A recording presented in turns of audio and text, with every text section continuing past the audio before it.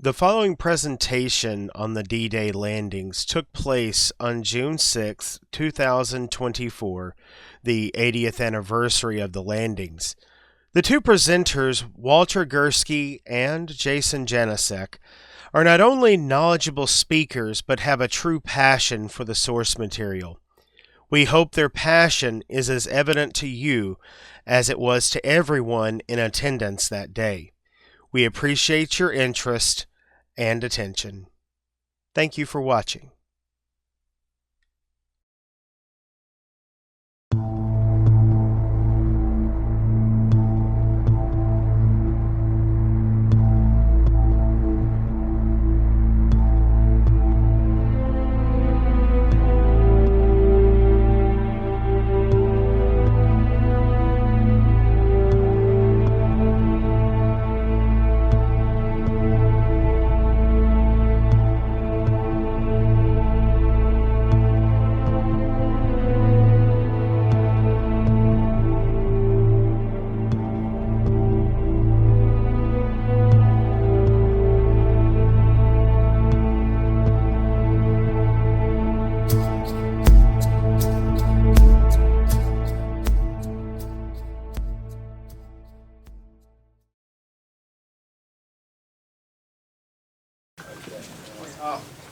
Real quick, looking at the weather outside, we have some concerns for this operation, so we're going to postpone it, and we'll reconvene in 12 hours and let you know what's going on. So, actually, that's just a little D-Day humor. We'll get into that because they did do a postponement. Landing zone, Oscar. Can anyone hear me without the microphone? Yeah. Sound man, are we okay? Good. But yeah, there'll be more of that tonight. If you think dad jokes are bad, you haven't heard history nerds say jokes. So if it sounds like a joke, you can laugh because it's probably meant to be funny. But no, thank you for everyone coming tonight. Thank you for that opening, Tom. First, I'll just introduce ourselves. My co-presenter and co-researcher, Walter Gurske, Vice Commander of the Sons of the American Legion here, grandson of a D-Day veteran that you'll learn about later, and a very, very knowledgeable World War II area. I'm just here for my witty repartee. He's here for the knowledge. All right, this is Jason Janesec. He is the commander of VFW Post 690. He is also a recent graduate with a master's in military history from American University.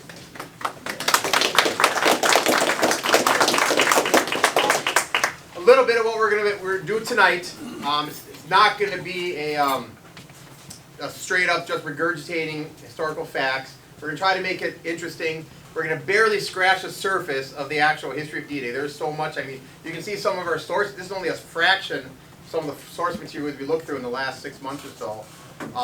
But we're going to give you an overview of Overlord, focusing on the American participation, and we're going to tie in the Chequamegon Bay community to some of those key moments and stuff like that, and recognize some of our local families and stuff. So hopefully everyone enjoyed the evening. Hopefully everyone got some snacks to eat and stuff. So, anything else? I think we're good to go. Except I will introduce one other staff. I forgot to introduce our videographer, Jeremy Carmon in the back, also with the Sons of the American Legion. Jeremy, raise your hand. So, there you go. Oh. Will the video be available for purchase? It won't be available for purchase, but it will be available for free on YouTube once we get it up. But we will gladly take whatever you think it's worth. So yeah, it will be on YouTube.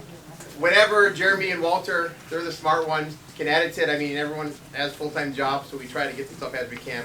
But yes, it will be up on YouTube, and you'll see an announcement for it if you're on Facebook. Walter's site, Hear Myself Talk History. My site, Marching Through History, we'll put those YouTube videos on there.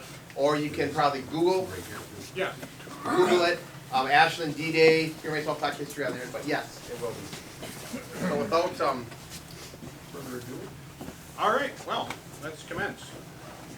So, Operation Overlord, 80th anniversary, June 6th, 1944. So, We have to start kind of at the beginning here to get our context. So September 1st, 1939 was when the German military crossed the border and invaded Poland.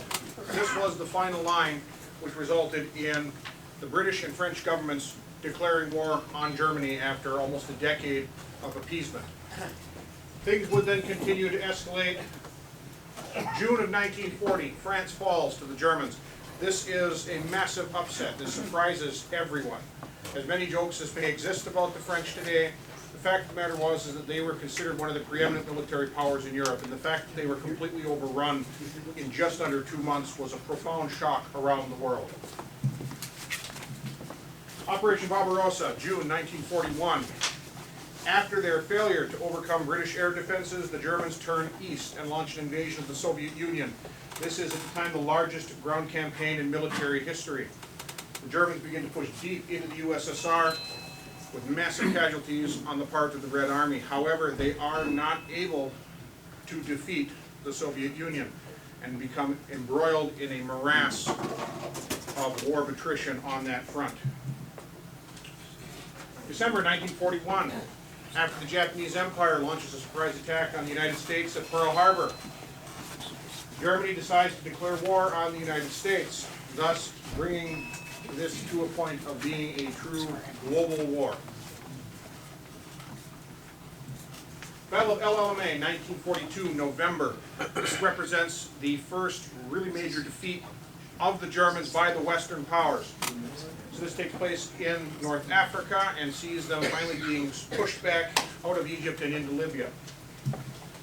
It is followed by Operation Torch, November 1942. This is going to be the first time American troops go into action on the ground against the Germans in this conflict, invading Vichy, North Africa, Vichy, France being a puppet state that was set up in France by the Germans after the fall of France proper.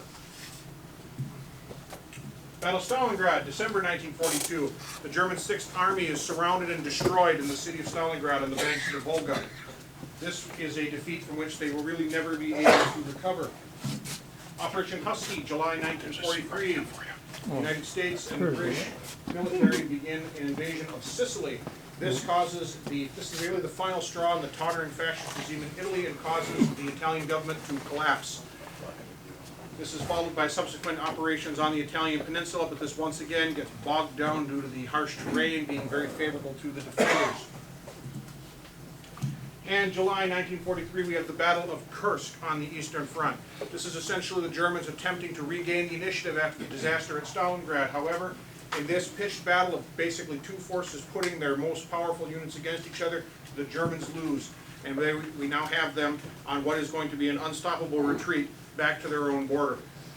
Which means at this point in the war, we only have two primary active fronts in the European theater. We have the Italian front and we have the Eastern Front. The Western Front, which would be France, Belgium, the Low Countries, etc., these areas are considered more or less a backwater at this time, but we are going to see that change very rapidly.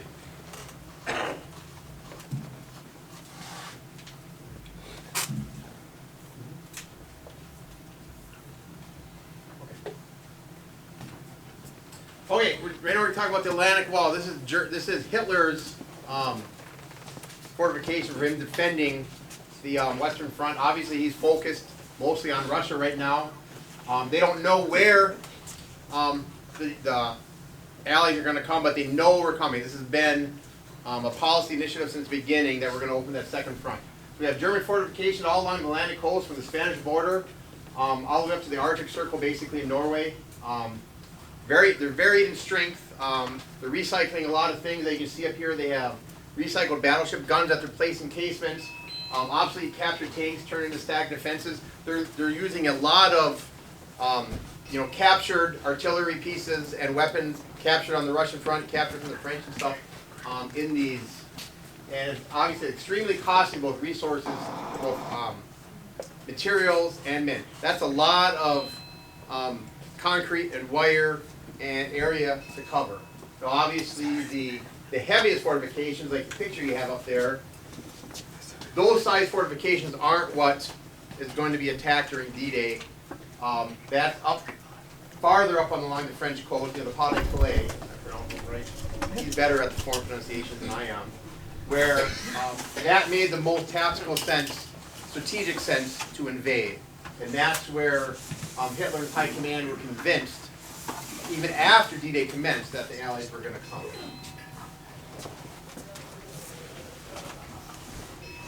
Okay, Normandy itself, Normandy coast is where they identified that right away. Summer 43 probably.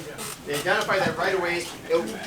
One of the key advantages is one, it was not as heavily fortified as that Pas-de-Calais area. Sorry, it's more lightly defended, and it was the shortest cross-channel trip for the Allies to make.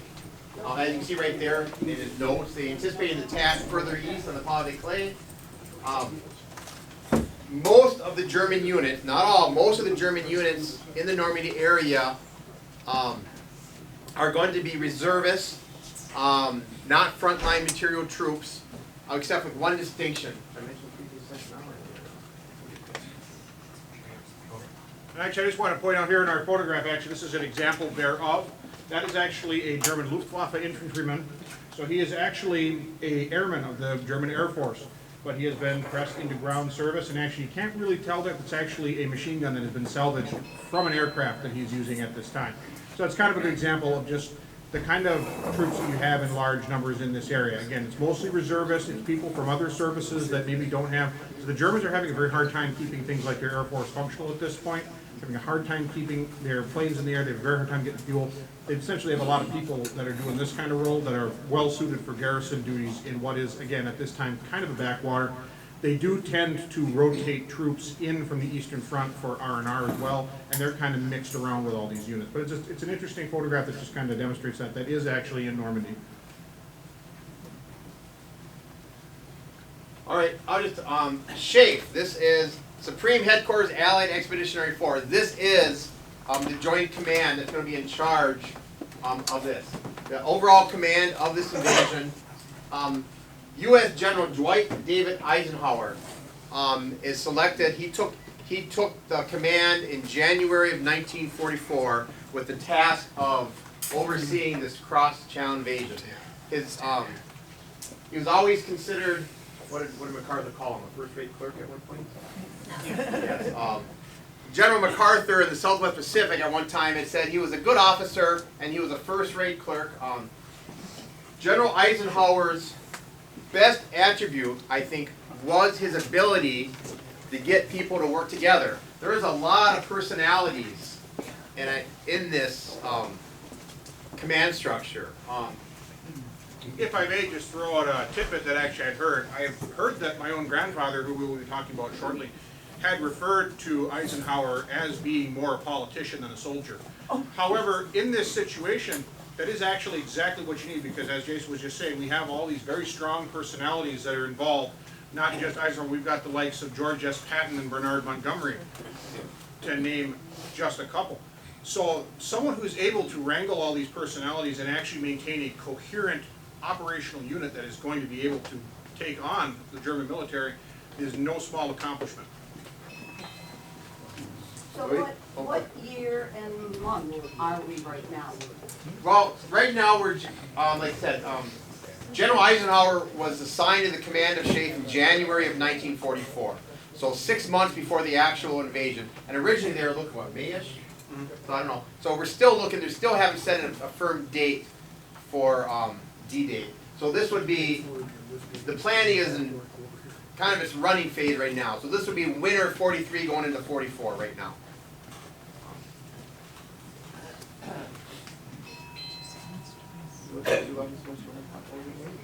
No, go ahead. Does anyone? Okay, never mind. Go ahead.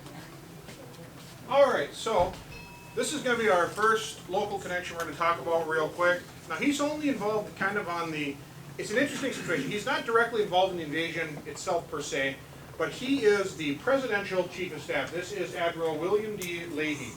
Now, the Presidential Chief of Staff is a position that does not exist anymore. Today, we would call it the Chairman of the Joint Chiefs. Essentially, he is the highest-ranking military official in the country. He is second only to President Roosevelt. An interesting tidbit that I always say is that once you know to look for him, you're probably going to start seeing him in many famous pictures of Roosevelt. For example, the famous conference at Yalta where you have the picture of the big three, Roosevelt, Churchill, and Stalin. Admiral Leahy is standing right behind him. And Admiral Leahy is actually, he is not originally from Ashland. He moved here as a child, but he grew up here, and he did graduate from Ashland High School in class of 1892. So again, he's a close friend of President Roosevelt and is considered second only to him in policy. There are even some who argue that he was almost a shadow president during the last few months of Roosevelt's life as his health declined. Throughout this, one of his biggest things with this is that he was constantly clashing with Army Chief of Staff General George C. Marshall over when the invasion should occur. Marshall wanted to attack as quickly as possible, whereas Leahy was more in favor of building up American forces and power in Britain to ensure the operation was successful. And again, because Leahy had such a good relationship with the president, which is really in many ways kind of a polar opposite of that Marshall enjoyed with the president, Leahy won out, and that was why we end up with the invasion taking place in June of 1944 as opposed to in 1943. Now, an interesting point is that on D-Day, he's actually going to be speaking at a commencement in Iowa. And this is a specific choice. This is because they do not want him to be anywhere that looks important during this, because they know that German spies are going to be watching. So their logic is that the Germans will think there is no way that the invasion is going to commence when the most important man in the American military structure is off speaking at a college graduation ceremony. So he has his own small part to play directly in the deception operations as well. Well, it's a pretty neat connection to Ashland, considering that the highest, he is the highest ranking individual in uniform in the United States military, graduated from Ashland High School, obviously a few years before most of us.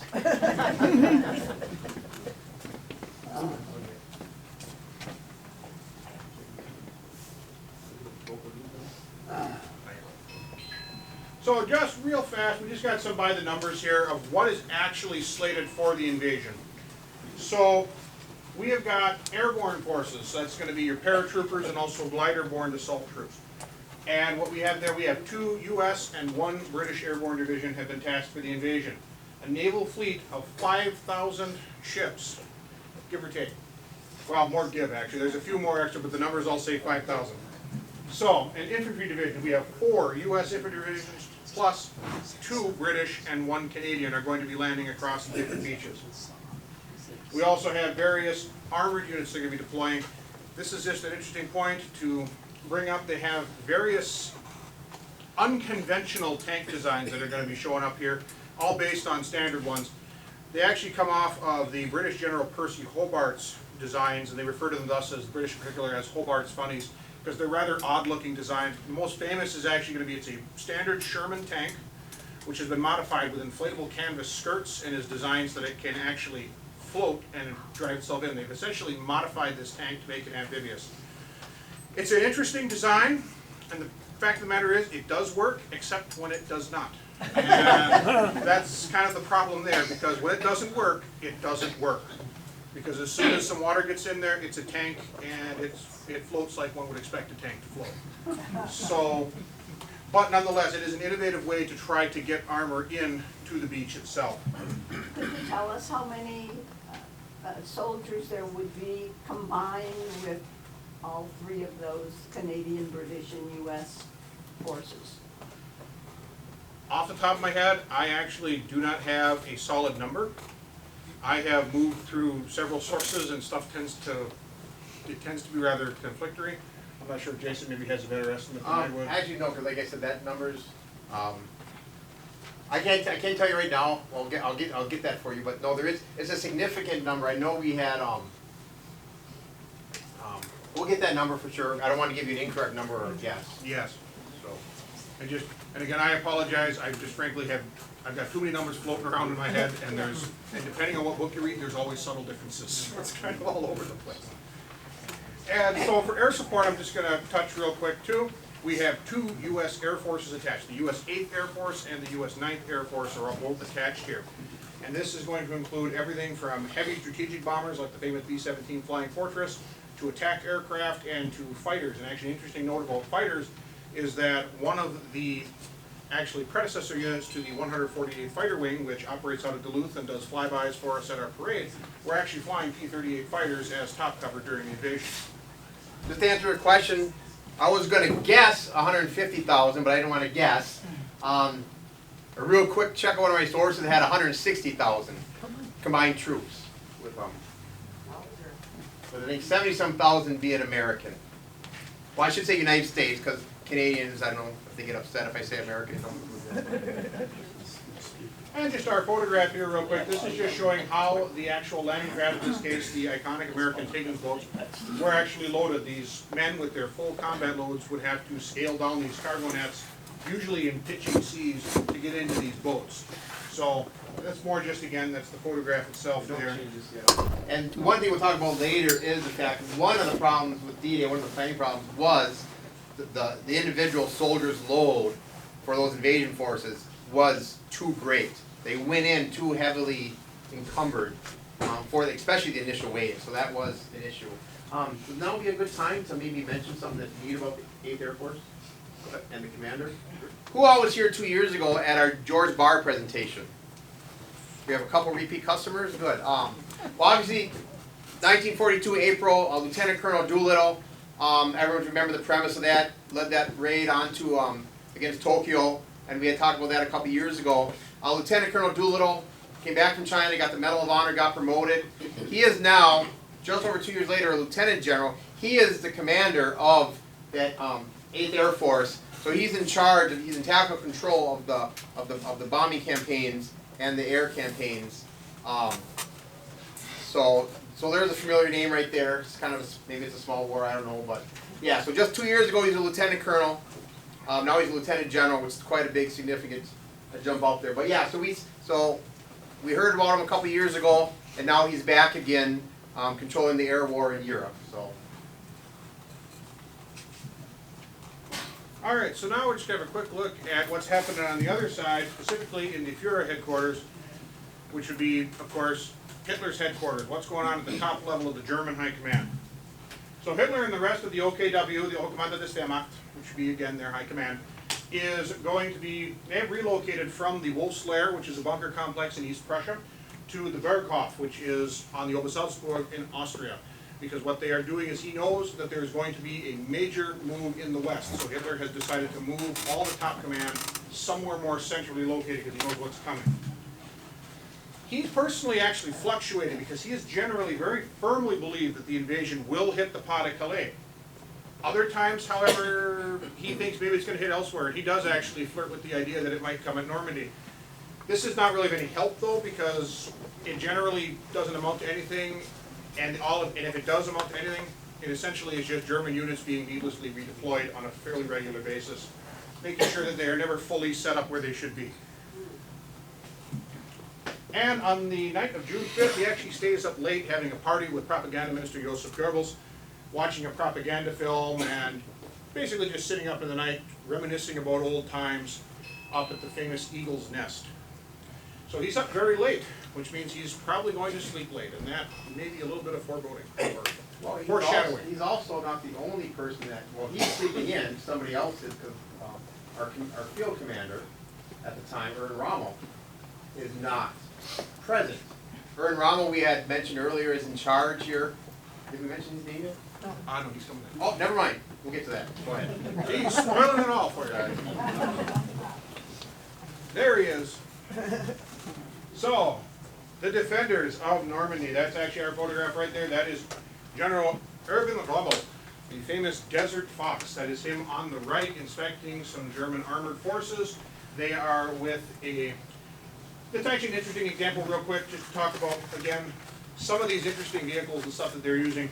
Because actually, and the name of it is escaping me right now, and I apologize for that.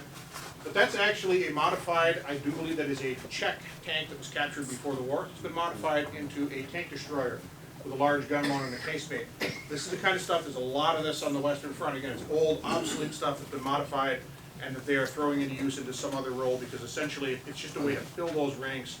Because again, that meat grinder on the Eastern Front is consuming material and personnel at an absolutely appalling rate. So German forces in northern France, again, they are under the command of Rommel. Most German units in Normandy are of lower quality.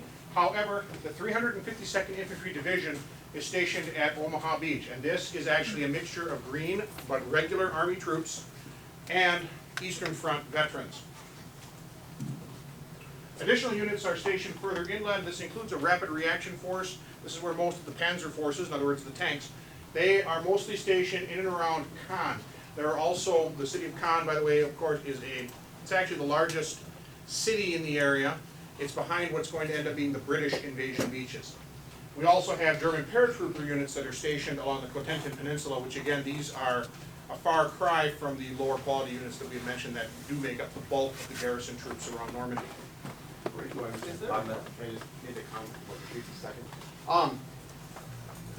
Allied intelligence was actually pretty good. They're getting a lot of photographs. They're photographing the beaches. They're photographing the inland country. But there is, I would consider, two glaring mistakes, two glaring failures of Allied intelligence. And one of them dealt with the 352nd Infantry Division. Because up until they actually encountered them, Allied intelligence did not have the 352nd Division out on Omaha Beach. They were inland according to intelligence estimates. Was the 716th supposed to be there? I believe so, yes. The 716th was in there, and the 352nd is probably as close as you can get to a first-class, trained, equipped, solid, first-rank fighting division on this Western Front. So when they hit the beaches, they were not expecting a unit of that caliber there. So that was a failure of Allied intelligence, because they had been up there for quite a while. They had been up there for some time. They've been rotated in, replacing again. It's a combination of static infantry divisions, which is a German term for garrison troops. Again, these are going to be mostly, these are reservists. These are guys that are kind of getting a bit old and they probably would have aged out of service in peacetime. It's going to be people who are basically walking wounded that have been rotated in from the Russian front. That's what they're expecting to be there. They're not expecting, again, because what the 352nd is, it's kind of like what I was mentioning again, because they like to rotate units in and or reform them, and that's what it is. We have mostly green, but they are fully trained German Army regulars mixed in with veterans, especially NCOs, veterans from the Eastern Front. So these guys, they know what they're doing, and they're very capable at doing it. They would have an impact. All right, preparations.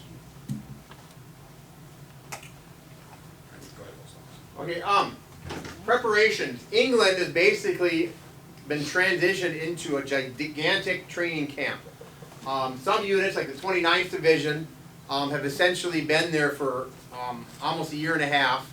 The 1st Infantry Division was pulled out of Sicily, brought here to train. The 101st Airborne Division, who hasn't seen combat yet, is in England, and it's essentially one large American training camp. They have built up assault training facilities all across the country.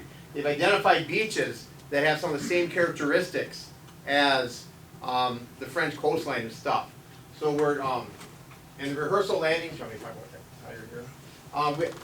Slapton Sands is along the coastline of England, and that's where they're doing a lot of their landings.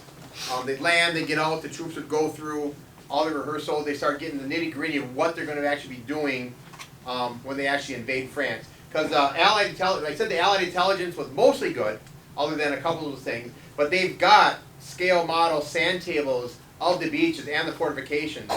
So when guys are going through the rehearsals, they're attacking their casements and stuff that they're probably going to need to be seeing and stuff. April 1944, again this is all highly secret. April 1944, they're in full rehearsals here. And again, these are all contested waters because, you know, the German Navy is still out there. I guess this is another intelligence failure. A group of German E-boats, or torpedo boats, got into one of these rehearsals with all these LSTs, these landing ship tanks, which are very large, cumbersome troop and vehicle transporters.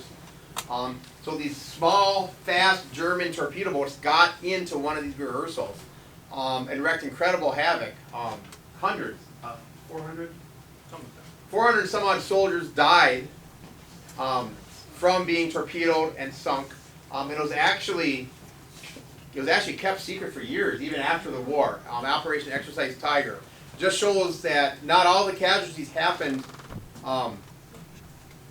in combat. I mean, you lose 400 to 500 soldiers in an instant like that. That's kind of, I mean, someone's going to notice. I mean, what does the government tell the families? You know, your loved one died in combat operations, the European theater of operation. That's all you get. You don't know that he died in a practice mission by German torpedo boats that never should have been there. One of the units that we're going to talk about later, from the 29th Division, had just completed their exercise, and the next iteration through was the one that got attacked and torpedoed. No, LST, that's the big one or the little one? The big one, the landing ship tank is the large ones. Okay. Yeah. It's the large one, it's got the doors on the front that open to let vehicles drive out. Yeah, that's the one that can, that's the transoceanic, you can cross, you know. Also, is there a map? Towards the end we do. Yes, we have, toward the end, we do have a map of Europe itself. We actually have a printed situation map, and we weren't able to find a place to stick it up, but we do have it in the history room. Now, the reason Patton was selected is kind of the same reason that Admiral Leahy had been sent to go do something else during this invasion. The Germans know Patton. They know who he is. They know he's one of the best combat commanders that the United States has in the theater. So, of course, if this army group is there and Patton is commanding it, it must be important. Unfortunately, this is not the case. Most of the tanks are inflatable, and the trucks are driving back and forth while radio operators talk to each other about trivialities in code. And this is what is producing the illusion of there being an army massing at Dover, directly across from the Pas de Calais. And correct me if I'm wrong, it was this unit that just very recently got recognized. Didn't their veterans get the Congressional Gold Medal just a couple years ago?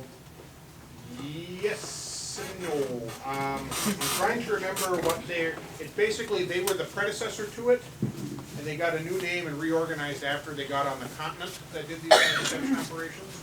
And the name is escaping me right now. It's not exactly the, I believe it was the first United States Army group was what they called this one. And it reorganized into something else once they got ashore. And forgive me, it is escaping me what they renamed it. And obviously, like the next bullet we're just talking about, we're continuing massive aerial bombardments now there's a little bit of a war at the upper level too between strategic and tactical, because the strategic thinkers at the high levels of the Army Air Forces, they want to keep bombing strategically Germany, the marshalling yards, the oil reservoir, the oil refineries and stuff like that. They don't want to do the tactical bombing. So there's that war up front. So Eisenhower is winning out. But another thing, I don't like that echo, sorry. Another wrinkle in this is they can't lay all their ordnance on the targeted beaches. Because why? Then the Germans will get an idea that's where they're coming. So they're actually bombing, part of the deception campaign that I consider is bombing all up and down there. They're hitting the entire French So coast. because they don't want to give away, so they're wasting a lot of munitions. And then we're going to find out that these bombardments weren't as effective as we would hope they would be. The other thing, of course, is that there is ongoing insurgent resistance in France against German occupation. And the Allies in Britain have been coordinating with them for years. They are now working with them to increase their attacks, which are severely straining the German logistical capabilities. It's also forcing the Germans to have to remove yet more troops from the actual invasion areas to try to secure these areas deeper into the country itself. There are also special operations units comprised of a mixture of American and British operatives that are being inserted into the continent to organize and lead them. And one of, I just mentioned the Jedburgh team. They call those the Jedburgh teams. The small units, 3-4 teams of 3 or 4, basically forerunners of special operations, had parachuted into France.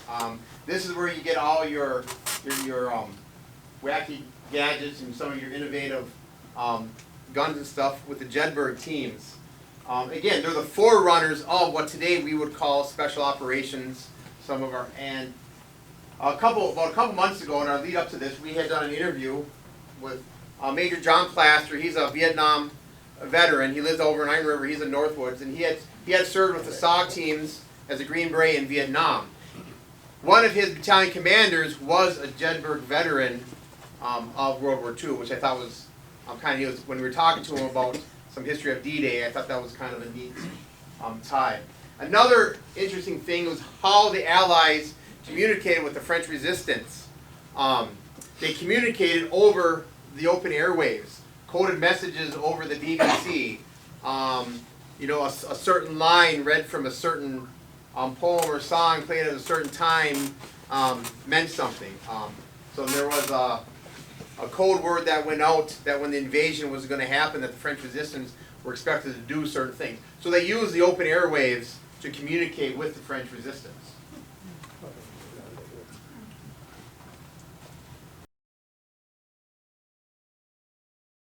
Okay, so now we're getting closer to D-Day. We're in the spring of 1944. I just got a few notes here. I kind of did some ganders in the Ashland Daily Press about what's going on locally here, because life is still going on back here. One big news in the Ashland area, they're still doing on the 3rd and 4th bond drives. That's how we funded the war, has been doing bond drives. But we had Major Dick Bong and Alf Anderson were in town. Dick Bong, everyone's heard of that name? Who's all heard of Alf Anderson? Alf Anderson's famous because he was probably one of the highest decorated enlisted air crewmen in the Pacific Theater, and he's from Ashland too. Other things are going on politically. We have a huge labor dispute. The railway companies are threatening to strike in the country. Here we're in the middle of the war. Ashland County courts are in the middle of a big murder trial because of the murder out of Glidden, which is Joseph McCulley. Some of you may recognize that name. The World War I veteran, the first commander of the American Legion Post, and a retired judge, was reappointed to the judge-ship.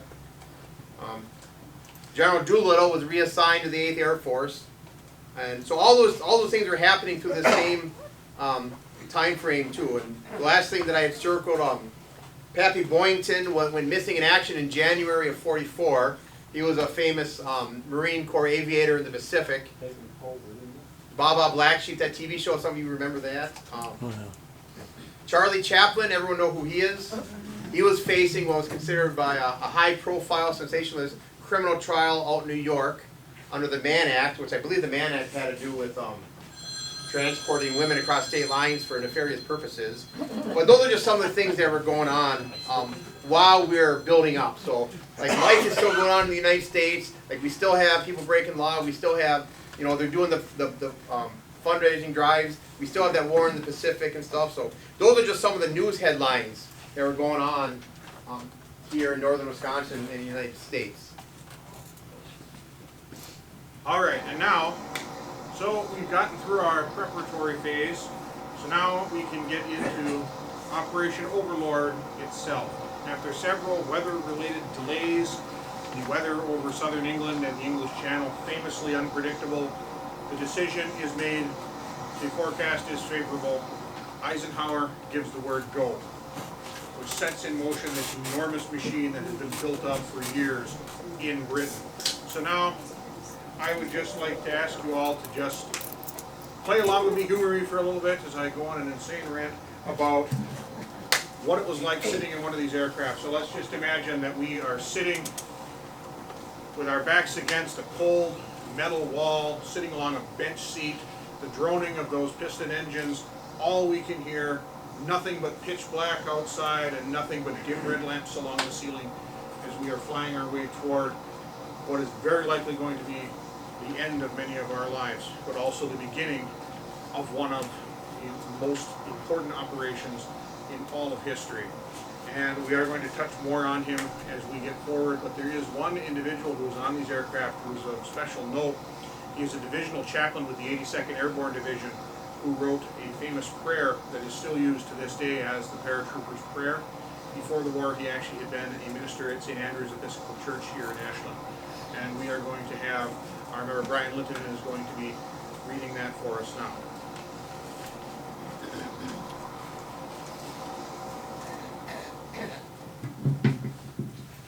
Almighty God, our Heavenly Father, who art above us and beneath us, within and around us, drive from the minds of our paratroops any fear of the space in which thou art ever present. Give them confidence in the strength of thine everlasting arms to uphold them. Endure them with clear minds and pure hearts, that they may participate worthily in the victory which this nation must achieve in thy name through thy will. Make them heartily soldiers of our country, hardy soldiers of our country, as well as thy Son, our Savior, Jesus Christ. Amen.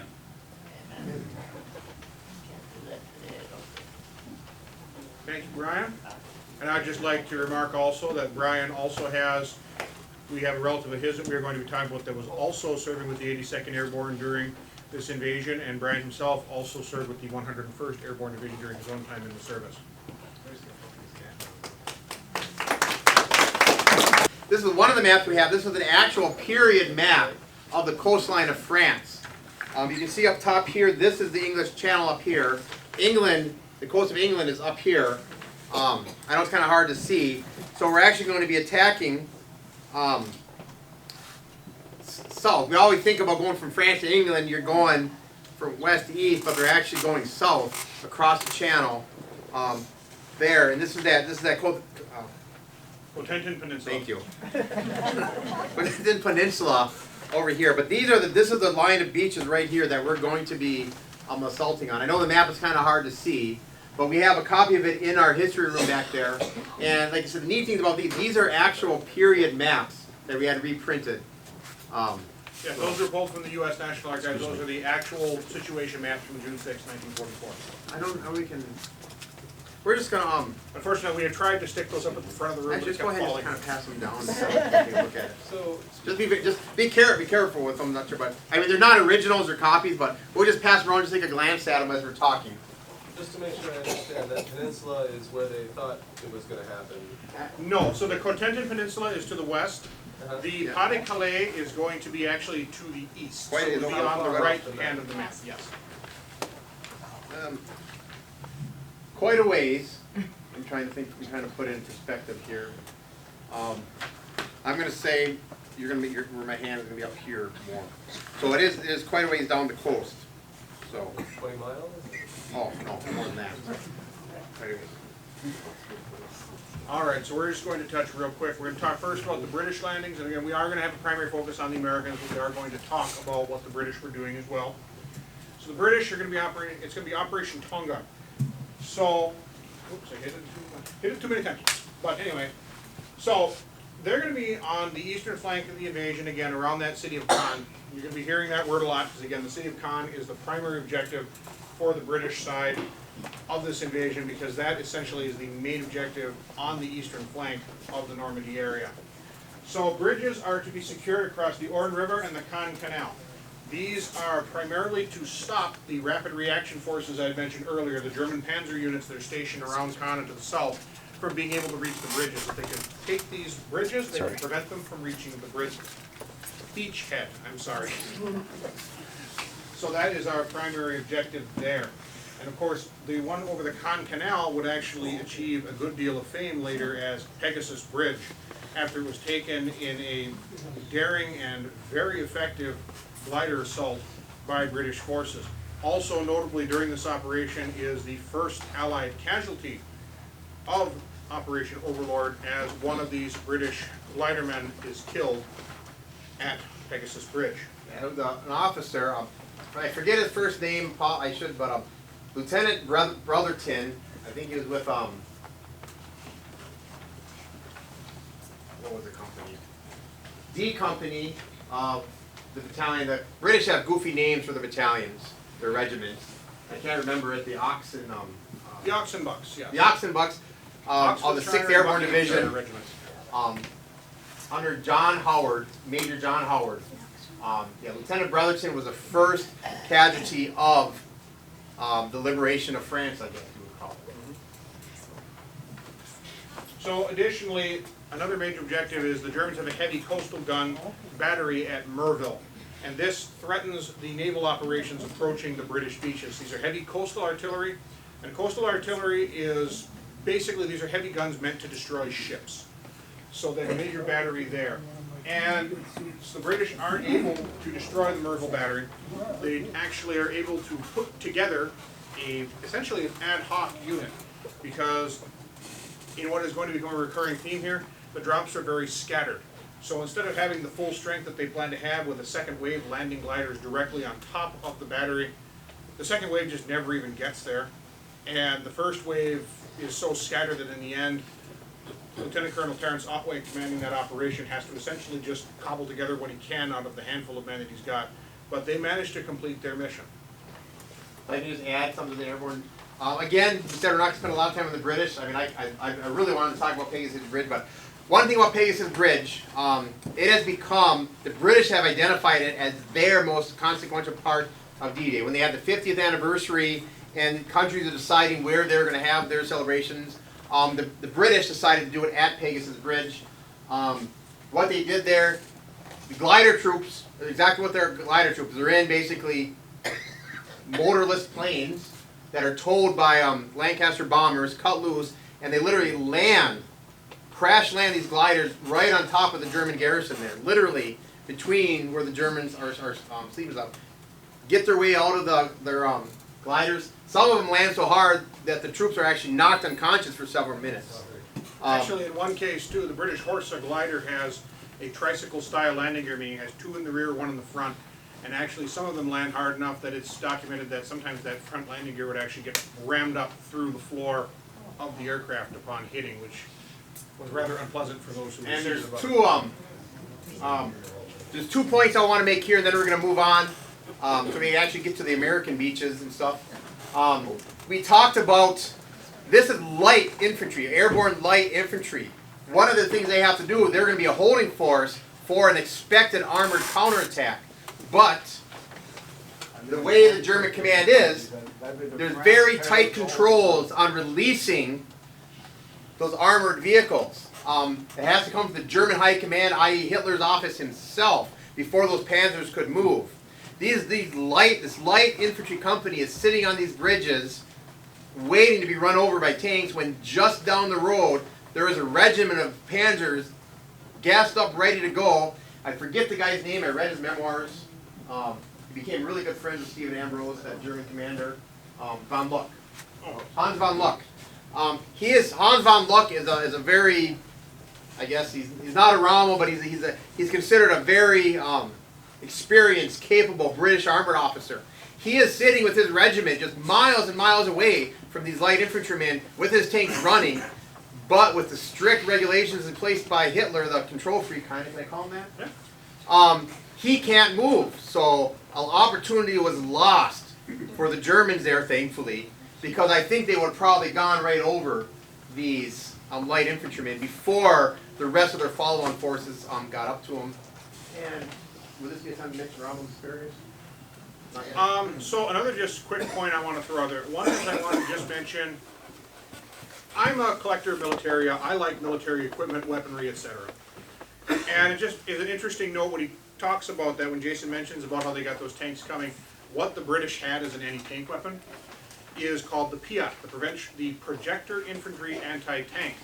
Now, this is not what we would consider today to be a rocket launcher, RPG, bazooka, whatever you want to call it. This is a spring-loaded abomination that only works at very close range. So they would have to let the tank practically run them over before they gave it their one shot and hoped for the best. So just to help to put it in there, effectively they are sitting at these beaches with essentially giant Nerf guns to try to go after these tanks. And actually I feel like this is another just real quick point to get into about the German defenses, because we mentioned Rommel. Now there's actually been some argument within their own command and about the deployment of the panzers. Specifically, Rommel wants to use the tanks immediately. He believes the tanks need to be thrown against the beachheads immediately as soon as the landing takes place, because he knows that the United States and the British have total air supremacy. Once a foothold has been achieved on the beach, Allied air power is going to make those panzers a moot point. So he wants to throw them into the sea immediately. And remember, Rommel is experienced from his fighting in North Africa. He knows the way the Americans and the British fight. He knows that's going to be the best way to deal with them, and really the only way. Whereas Leo von Schweppenburg, who is the commander of that Rapid Reaction Panzer Force, he has more of the old school mindset. he wants to let the beachhead be created so that he can then surround it and destroy it with his panzers, which again, hindsight tells us for sure, Rommel definitely was right, because once things got going again, the German panzer forces were immobilized and destroyed by the overwhelming Allied air power. Which is something Rommel learned in North Africa. And the tight controls they had on releasing the panzers, I think probably made Adolf Hitler one of the best Allied generals for Overlord. Well, no, but seriously though, some of his control measures actually aided us in that way. So now we're going to talk real quick about Chaplain George B. Wood. So again, that's a photograph of him there. I do believe this is at Normandy. It's wearing his jump uniform. Not the best quality photograph, but he has his chaplain's helmet with the cross on it. And he also has his 82nd Airborne Division patch. So again, he was actually the minister at St. Andrew's Episcopal Church here in town. He had left in 1940. So the connection's relatively minor, but it is certainly there. And he is, at this point in the war, he is now a divisional chaplain for the 82nd Airborne Division. And he's also the only chaplain to make 4 combat jumps in the war, because every combat jump that was made by the 82nd Airborne Division, Chaplain Wood jumped with them. And he authored the Airborne Prayer, which we heard earlier. So again, a nice note, just an interesting note here of someone who actually has a connection to the area. Do we have any Episcopalians in here? No, I don't know. Okay. Thought it'd be a neat connection for people, but okay. Operation Neptune, the American airborne landings. U.S. Airborne is being deployed on the western flank of the invasion with an eye on isolating the Cotentin Peninsula and the vital port of Cherbourg. The capture of a deep water port is the most important initial objective of the invasion, because although they do have plans on how they can essentially make do with Normandy, it's not going to last for long with the size of the force that they are planning to bring ashore. Also, of course, the Germans do have more units in the Cotentin Peninsula, so if they can isolate the access points of that, they are thus cutting off more routes to reinforce the beachheads. These landing zones are primarily behind Utah Beach and are positioned also to secure the routes needed to link it with Omaha Beach.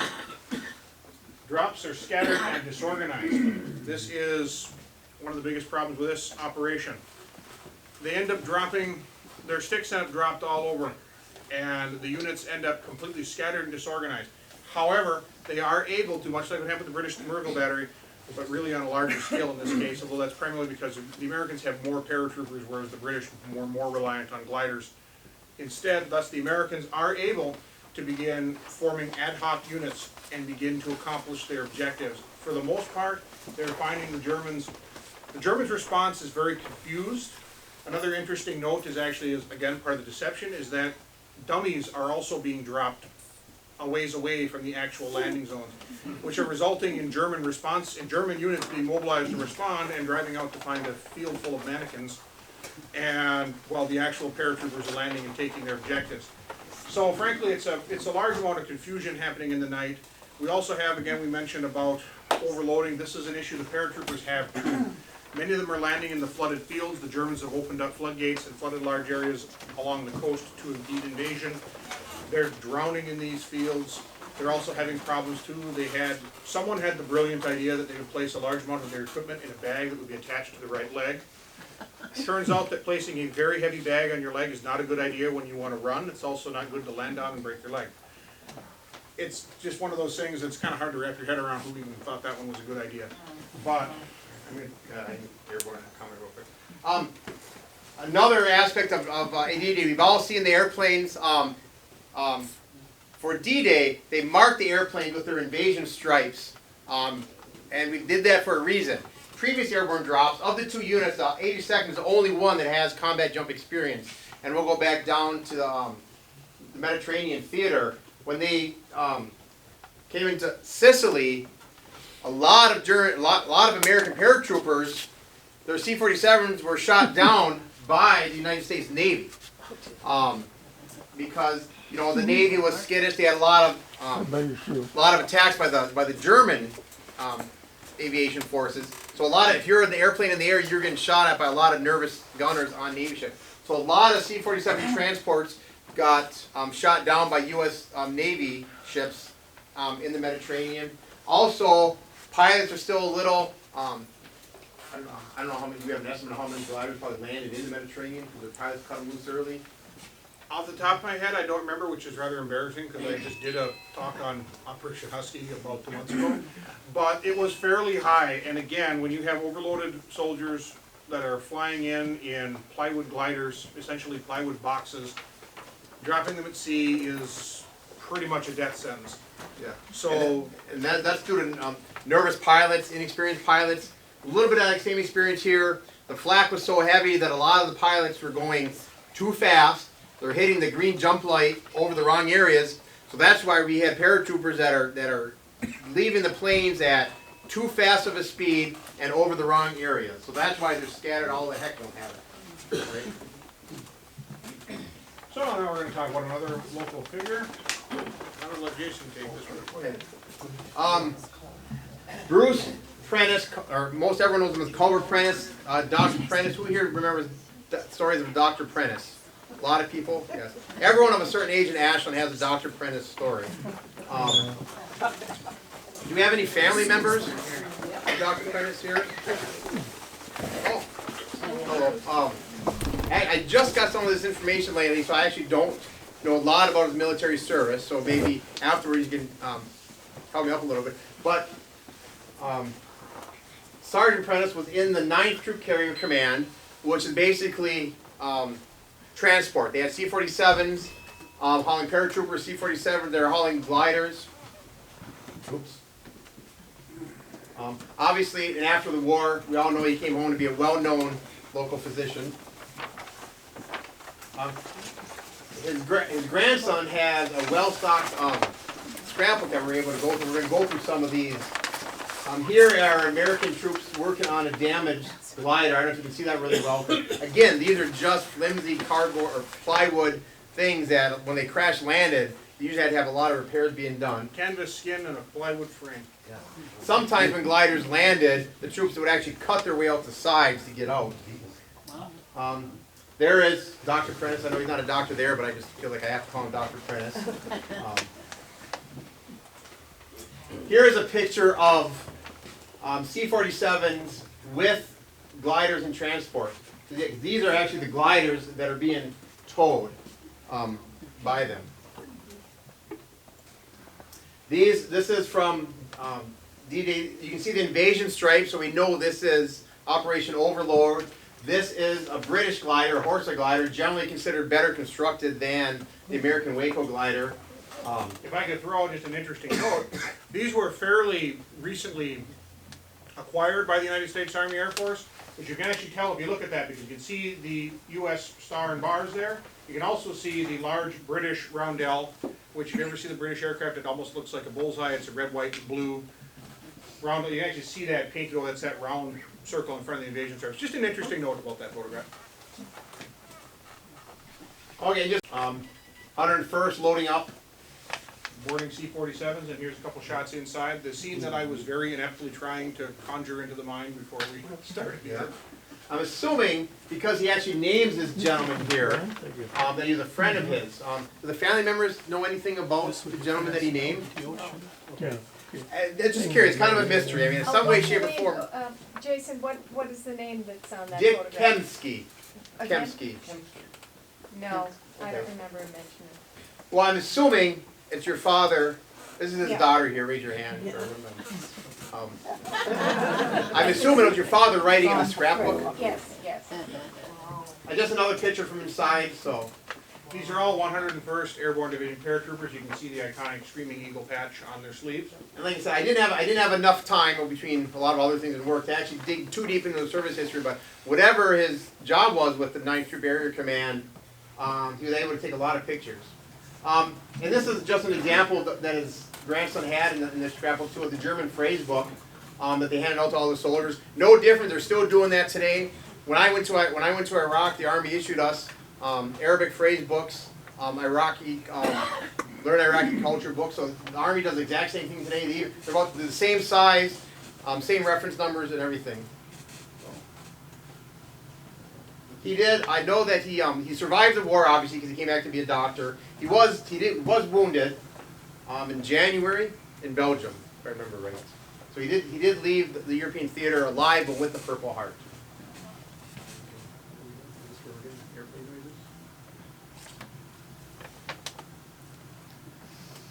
Okay, U.S. glider operations. We're going to talk about them. Like you said, the British had more gliders, but the United States did have some gliders as well too.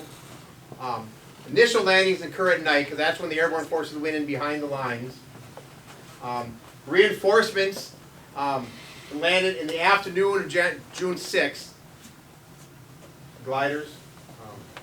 This would include operations Kilcook and Elmira. I'm not sure how to pronounce the first one, so I apologize. But so these were supply operations. This is when the heavy equipment was brought in because again, these paratroopers, these are essentially light infantry. So this is when they're able to bring in some of the heavy equipment, which is still light, but this is when we start seeing things like field guns, anti-tank guns, jeeps, things like that are getting brought in by these cargo gliders. And to show how dangerous they are, the 101st Airborne Division, their assistant division commander, was killed on his glider because his glider was too heavy.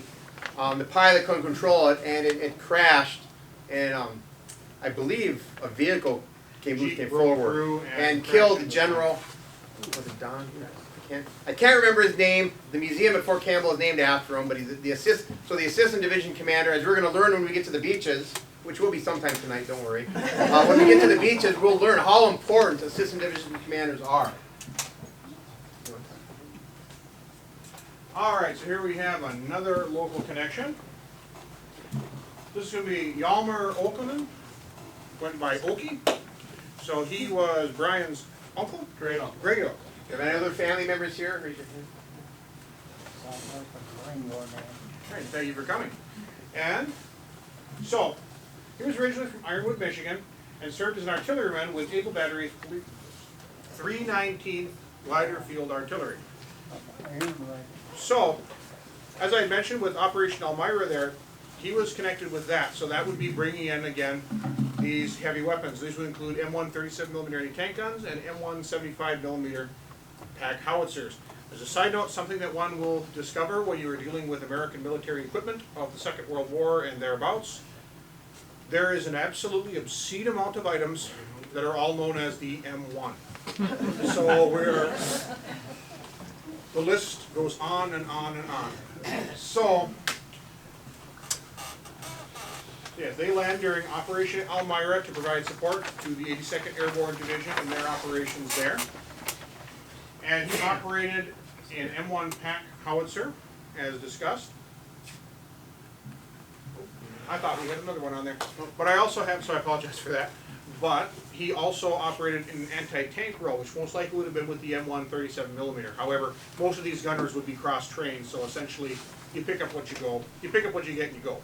So a little bit of both, and of course with the aforementioned German armored forces being a major threat that the airborne is expected to try to contain, that's an extremely important role in this operation. And if you're interested in learning more about Okie, we'll call him Okie. Brian subjected himself to an oral interview session with Walter and I, and that's up on YouTube. Again, you can either go to his Facebook site or mine, and we'll give those sites out again at the end or how to Google it. But there's about a 20-minute oral interview with Brian going over some of his family research into his military record. It can also be found on YouTube as well. Yeah. So. Okay.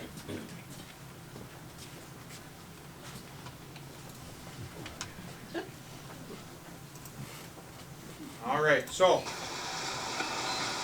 once again, I'm going to have to ask you to bear with me. Because now we're going to envision that imagine yourself on a ship, heaving and pitching through a dark night. As far as the eye can see in any direction, there are more ships. These range from huge warships down to small wooden-hulled minesweepers. Men are crammed onto all of these boats, and again, sailing to an uncertain fate. Through the distance, the song "Road to the Isles" can be heard as a British Scottish division's piper stands at the fantail of his ship and plays the pipes. As they approach the Normandy coast, the speakers crackle into life, and the voice of the Supreme Commander of the Allied Expeditionary Force, Dwight D. Eisenhower, reads off his order of the day, which will become one of the most famous speeches in history. And if our post member John Coball, we have asked him to step up and read that order for us today. Coball, oh, I'm so sorry.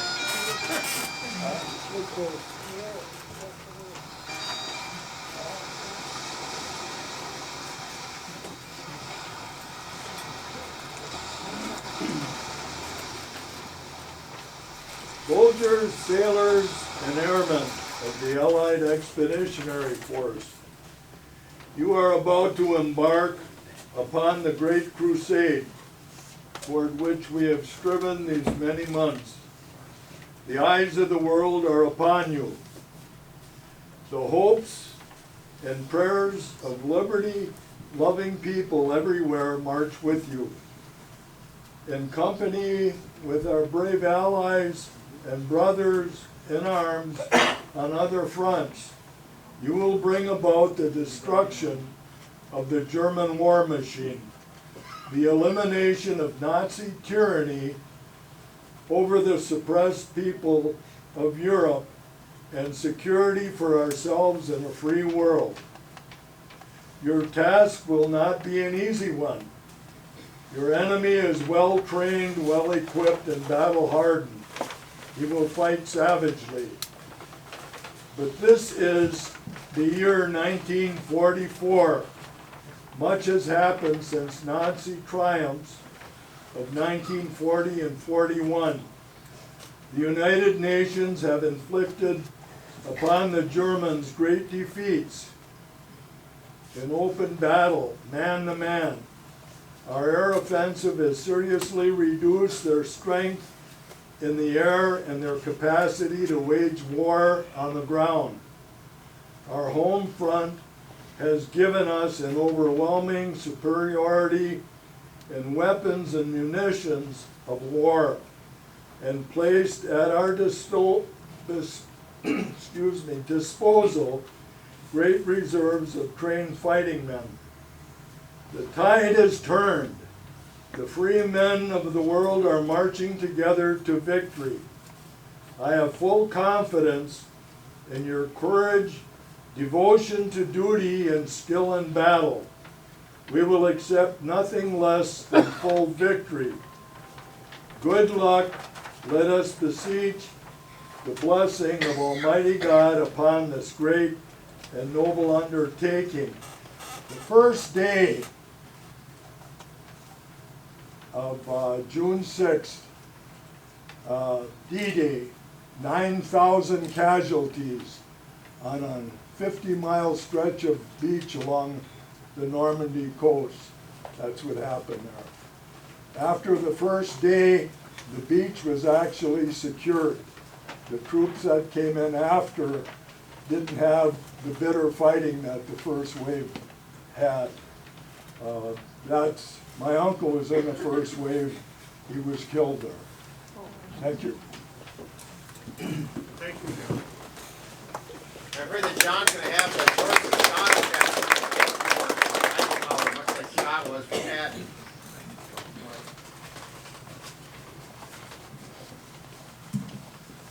All right, so the invasion fleet itself. Allied forces have assembled an armada to land and support Overlord.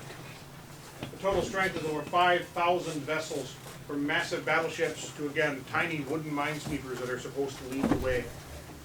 6 battleships, 4 monitors, which are essentially less maneuverable battleships. 23 cruisers and 104 destroyers are forming an escort force for it. And this enormous fleet is moving across. Once sighted by the Germans, one defender remarked that it looked like an enormous city on the sea. Amongst this city on the sea, we have the United States ship Bayfield, ATA-33. This is the only ship in the United States Navy's history to be named after Bayfield County, Wisconsin, and is the lead ship of her class. It's an attack transport, so its job is to bring troops into these type of operations and then deploy the landing craft directly.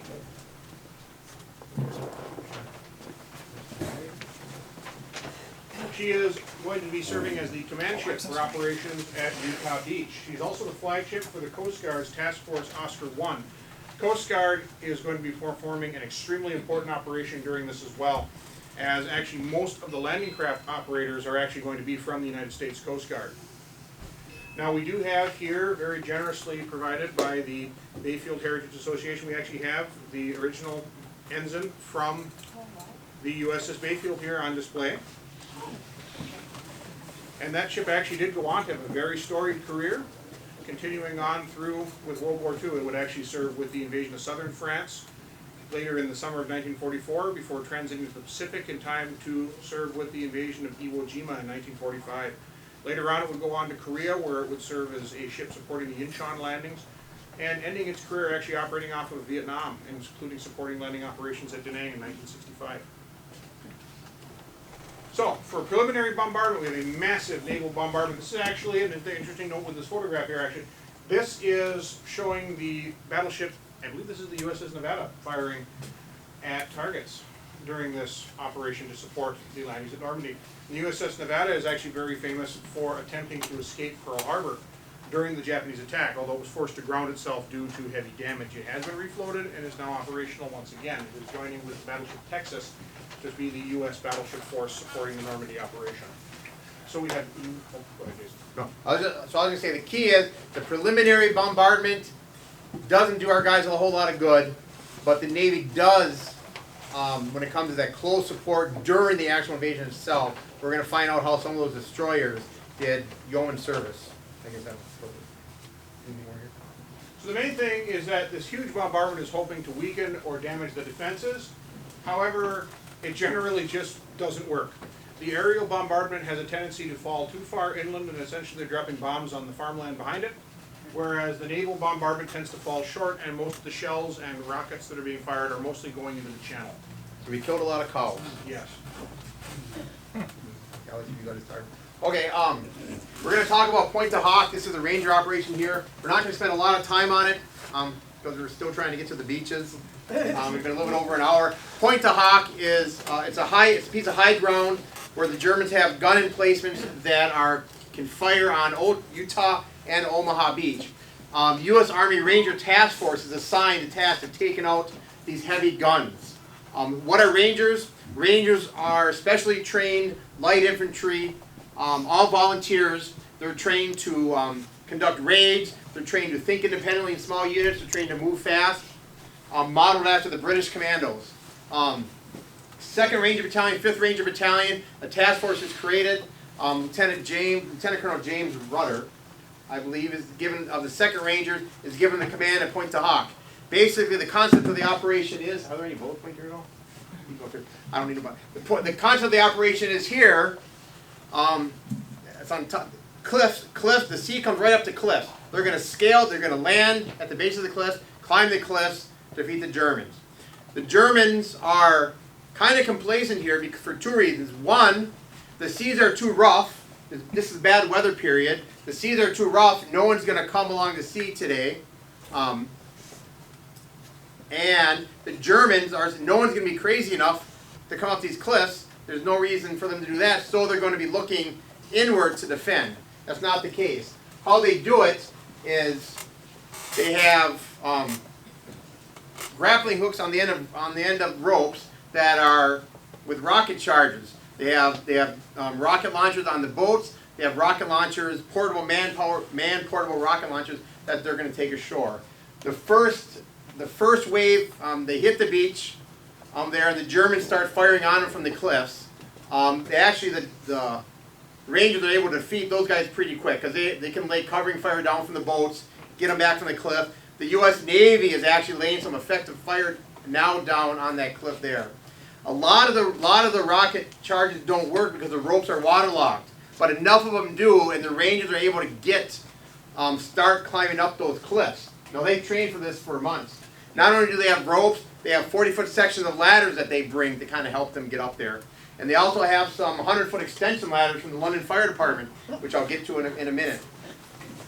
So they land, they establish control on the beaches, they get enough ropes up there to start climbing, with the Germans firing down, trying to either cut the ropes, knock the, drop grenades down. But the Rangers move so fast that it's estimated within 5 minutes the first Rangers are nearing the top of those cliffs and going over the top. Now I talked about those 100-foot extension ladders. They mounted those on not the regular landing craft, but on ducks. We've all been to Wisconsin Dells. We've all seen the ducks, the amphibious trucks. The ducks don't work here very well because here the bombardment actually did mess up the beach. Part of the reason for the bombardment is they wanted to create craters for guys to take shelter on the beach. Not so much, it doesn't happen on Omaha Beach, but they definitely crater this beach. And that creates problems for the ducks. The ducks can't really move very well on the beach, so the ducks can't get up there and extend those ladders. There's a sergeant, a ranger sergeant, last name is Stevenson, I forget his first name. He decides he's going to put one of their machine guns to use. He has a machine gun on the top of one of those fire department 100-foot extension ladders, and they raise it up from the ducks, so he can kind of try to provide some covering fire. But if you can imagine, I'm not a musician here, but that, the metronome, is that what you call it? Yeah. The thing? So imagine that. So he climbs up there trying to lay covering fire, but his ladder is going like this on the duck, back and forth. So, and every time he kind of comes up, he's kind of spraying. But one thing he finds out is that moving targets attract what? Incoming fire. So as he's going like this, keeping beats to whatever music's in his head, German tracers are coming all around him. So he decides that that is not a good idea. As far as I know, Sergeant Stevenson survived that. But the Rangers do get up the cliff. They do get over the cliff. They start engaging the German garrison that is there, defeating them. What do they find? There are German defenders there. What they do not find are the heavy guns. The Germans, which our intelligence kind of feared had happened, had moved the guns off that site. They were inland. Did that mean this was a wasted mission? No. If you can move guns off, you can move guns forward. We still needed to control and seize this point of high ground. What the Germans did, though, the guns that were there were basically logs, wooden logs, which kind of took me back to, I guess, my area of specialty is the American Civil War, and it made me think of the Joseph Johnston in the 1862 Peninsula Campaign, where he had, to deceive General McClellan, he had put what they had called Quaker guns, which are basically just large logs in gun emplacements.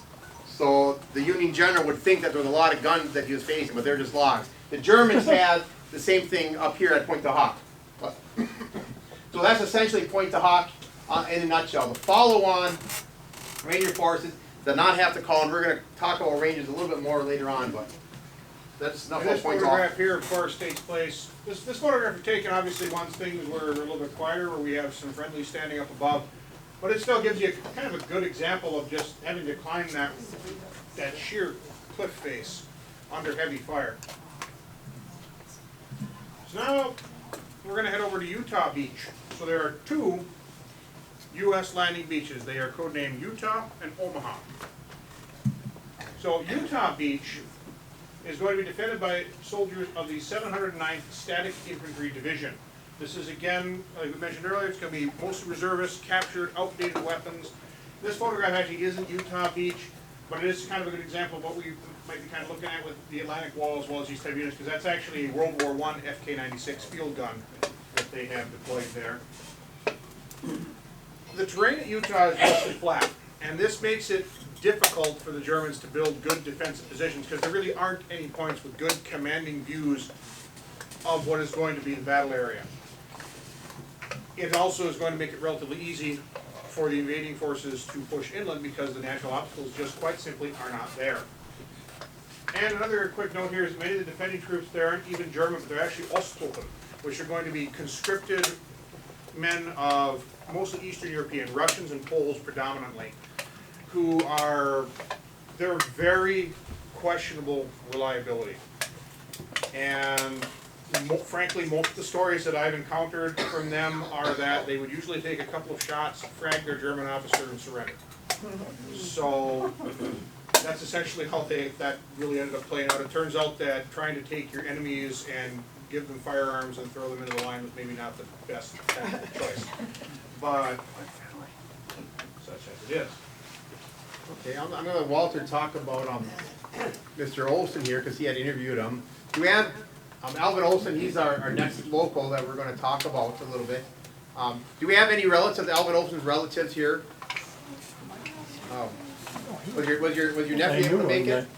No, he didn't. Okay, because I was saying his grandnephew was also a military veteran. Too bad he couldn't make it. I'll let Walter take over Mr. Olson.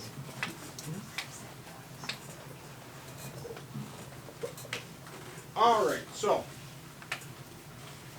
Alvin Olson was born in Bemidji and moved to Ashland in his youth, and had been a member of the Civilian Conservation Corps before the war, which of course that's a famous program that was created by President Franklin Delano Roosevelt during the Great Depression era. And of course, to this day, we can still find elements of the projects that were done in this area in some of our local parks and such like that.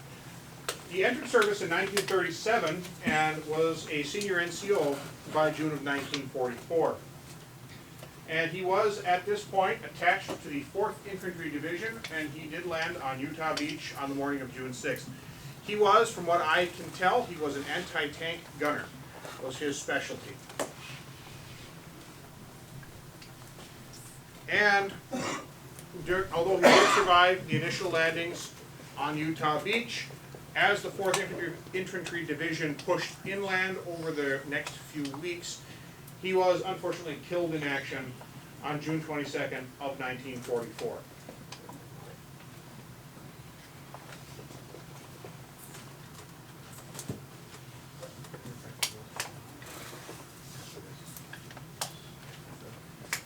So, Utah Beach,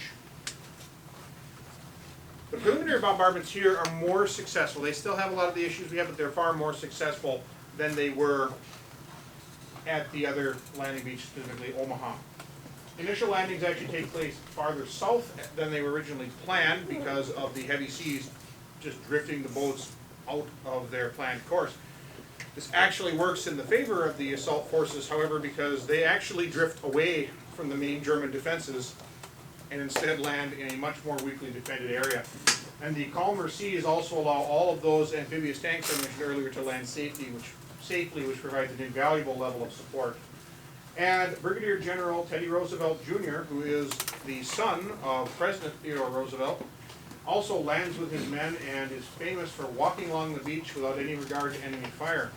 And he had a very interesting quote in regard to how they had drifted off course and landed in kind of the wrong area. And I think Jason knows what that was. Yep. Well, and I'll get to that quote in a second, but I do want to talk about Teddy here for a little bit. I think he's an interesting character. One of our assistant division commanders. I told you earlier that we're going to show that assistant division commanders were important on D-Day, and he's one of the reasons why. Brigadier General Teddy Roosevelt, son of a president, veteran of World War I. He was actually a victim of a gas attack in World War I. Had earned a Distinguished Service Cross in that First World War. Distinguished Service Cross is the second highest Medal of Valor given to American service members, just below the Medal of Honor. He was a reservist, so he wasn't full-time military. He was a reservist, went back into his civilian life after World War I. He was actually a founder of the American Legion. So all you American Legion members out there, he's one of our founding legionnaires, Teddy. World War II came around, he went back into the service as a colonel, commanded the 26th Infantry Regiment, first saw combat in North Africa. And very quickly, he's a brigadier general. He's a brigadier general at Normandy. He has served as the assistant division commander of the 1st Infantry Division under Terry Allen. General Terry Allen, a soldier's general. The men of the Big Red One love him. The Big Red Ones are going to be hitting on Omaha Beach. But General Terry Allen is a little too unorthodox for his commanding general, General George Patton. And Teddy Roosevelt is a little too unorthodox and casual with guys for General George S. Patton. Both of them end up being relieved from their leadership position in the 1st Infantry Division, which does not endear the Big Red One to General Patton whatsoever, because they love General Allen and they love General Roosevelt. He had a reputation from the beginning of his time as being a general who is not a command post general. He's up in line, up on the front line with his troops. No one's ever going to use the nickname of Dugout Teddy with General Roosevelt. And if you're a military history nerd, that's funny, but if you know why that's funny, you know why it's funny. So, come, Normandy operation. He's again in the assistant division commander role, this time under Major General Barton, 4th Infantry Division. He's old, he walks with a cane, he's got health problems, he's the son of a president. They do not want him to go forward. Typically, the assistant division commanders are the ones going in with the invasion forces to do the forward command post. Division commanders are on the ships, and they come in once things are a little bit established to push the divisions onward. He wants to go in with the invasion forces on that first wave. His division commander says, no, you're not. He's told no so many times, he has to do a written request explaining why he needs to be there on that first wave. He says, you're going to need information. You're going to need good intelligence. I know what information you need. The men are going to need to see me. The men are going to need motivation. This is not going to be like your other invasions. He's already been on 2 seaborne invasions. He gets his wish. He goes in with the first wave, not just early on, but in the first wave to hit the beach. He is the first general officer to have in the American Army whose boots touch France. And when he gets there, there is initial confusion at first. He's walking around with a cane and a .45 on the beach. He does a one-man reconnaissance of one of the draws, the exits off the beach. A general officer now. Now, when I was in Iraq, our generals are out of sight, out of mind. They definitely weren't boots on the ground. No offense, General. But no, so here you have this general officer doing a one-man reconnaissance with his cane and coming back and briefing the subordinate battalion commanders about what they're going to do. The soldiers saw him moving up and down the beach, and his leadership, motivating the soldiers, really drove a lot on the beach. And once we finish up with him, we're going to have to take and switch the battery. He ends up getting put in for the Distinguished Service Cross again for his actions on Utah Beach. Normandy campaign, he's put in for to command the 9th Division, gets his major generalship. Before that happens, though, his aide goes to wake him up. He dies of a heart attack in his truck. Never does get his major generalship. His DSC is upgraded to a Medal of Honor. Ends up being one of the few father and son Medal of Honor recipients, because his dad actually later got a Medal of Honor for his charge up San Juan Hill. We're not going to talk about the other father and son Medal of Honor team, even though they have a Wisconsin connection. So that Brigadier General Teddy Roosevelt, extremely influential. Hollywood kind of did a disservice to him, though, because they put his famous line, which was, they're off course, they're not in the right spot. He says, we're going to start the war from here. Famous line. They gave that to another division commander on another beach in the movie The Longest Day, so I think Hollywood kind of did wrong by him a little bit. But okay, we're going to move it on to Omaha Beach now. And while we're doing that, we're going to talk about another one of our Ashland connections. Walter Bud Kegon. To do that, I think Walter's a little better equipped to talk about this service member here. Walter? I suppose so.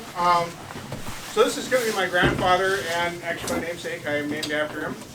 So this is Walter Kegon. He served in the 234th Engineer Combat Battalion. And so this was an assault engineer unit. I'm going to get into that in a moment here. I'm going to get hit up on the slide. Do you have any other family members here? Yes, sir. Any Kegon relatives here? Few Kegels, yep. A few Kegon here? You're on the spot now, Walter. All right, so he's actually one of 4 Kegon brothers that served during the Second World War. Again, they're all from White River area. And so again, he was an amphibious assault engineer attached to the 234th Engineer Combat Battalion. So now this unit is actually rather interesting.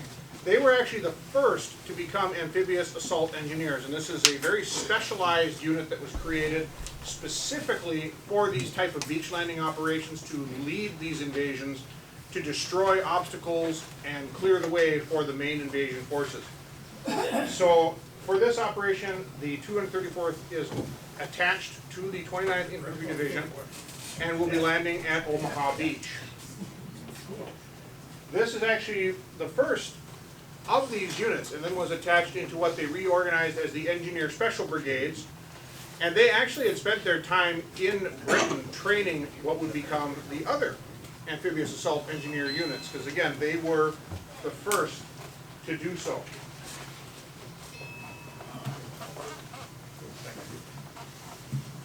Sorry, again, I thought I had another bullet. So, again, now he is my grandfather. I am named for him.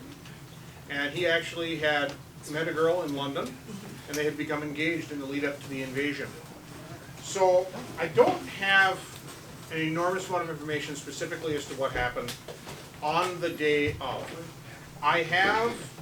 So I know that the main point of the 234th Battalion actually landed on Omaha Beach on D+1, so June 7th. However, I have some information. I know that certain members, because they were so specialized, they were transferred temporarily. They were, the military phrase I believe is, they were OPCON, they were placed under operational control of other units, because again, they were the trainers. These were the guys that were considered to be experts in this type of operation. And I do have some evidence that he did participate in the assault landings, so I do believe that is what actually happened there. So he did land on June 6th on Omaha Beach as an assault engineer. And we're going to get into that shortly as well with Omaha. But Omaha Beach was particularly nasty. The engineer units actually were not able to fulfill their highly specialized jobs because of the sheer volume of German fire, and were thus forced to fight as infantry. The engineer units also suffered extreme casualties, and I'm trying to remember.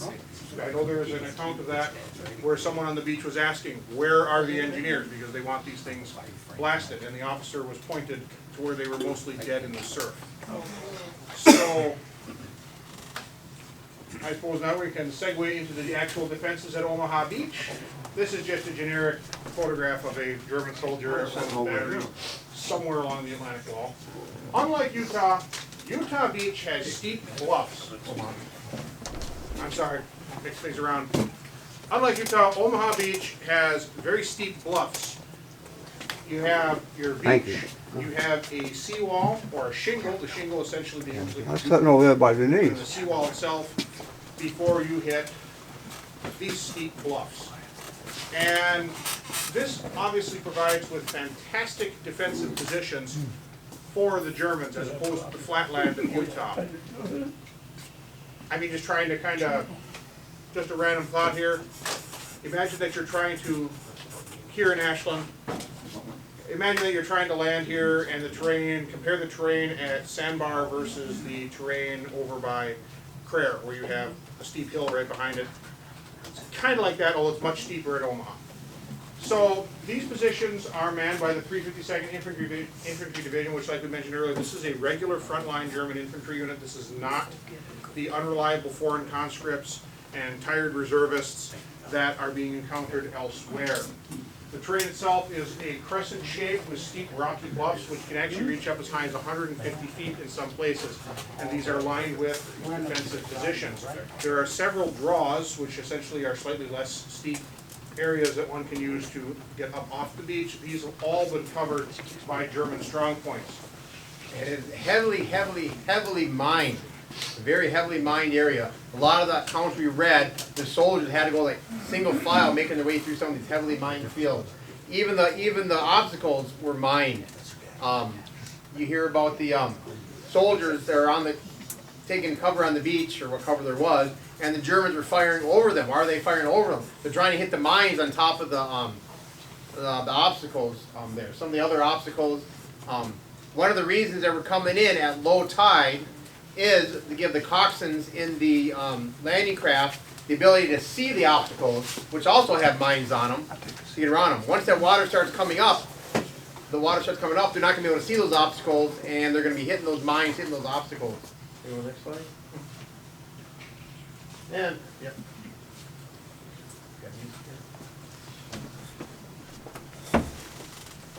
All right. The salt waves are coming in. They're getting on the crafts around 4:30 in the morning. H hours right around 6:30. Again, the plan is tanks hit the beach first, and the infantry using the tanks as cover. They have landing craft that have rocket batteries on them. A lot of the troops saw the rockets launched and saw the rockets hit the water. Rockets didn't really do anything. And like I said, no German emplacements are significantly damaged by any of the bombardments. Everything is beyond the beach, beyond the emplacements, or short, far short.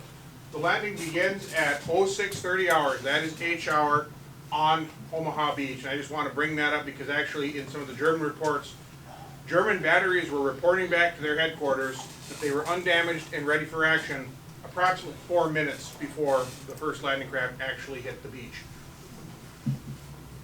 And like I said, you know, how intense the fire, the machine gun fire here is so intense. They have the whole beach covered by enfilade, which means that they can fire down the length of the beach.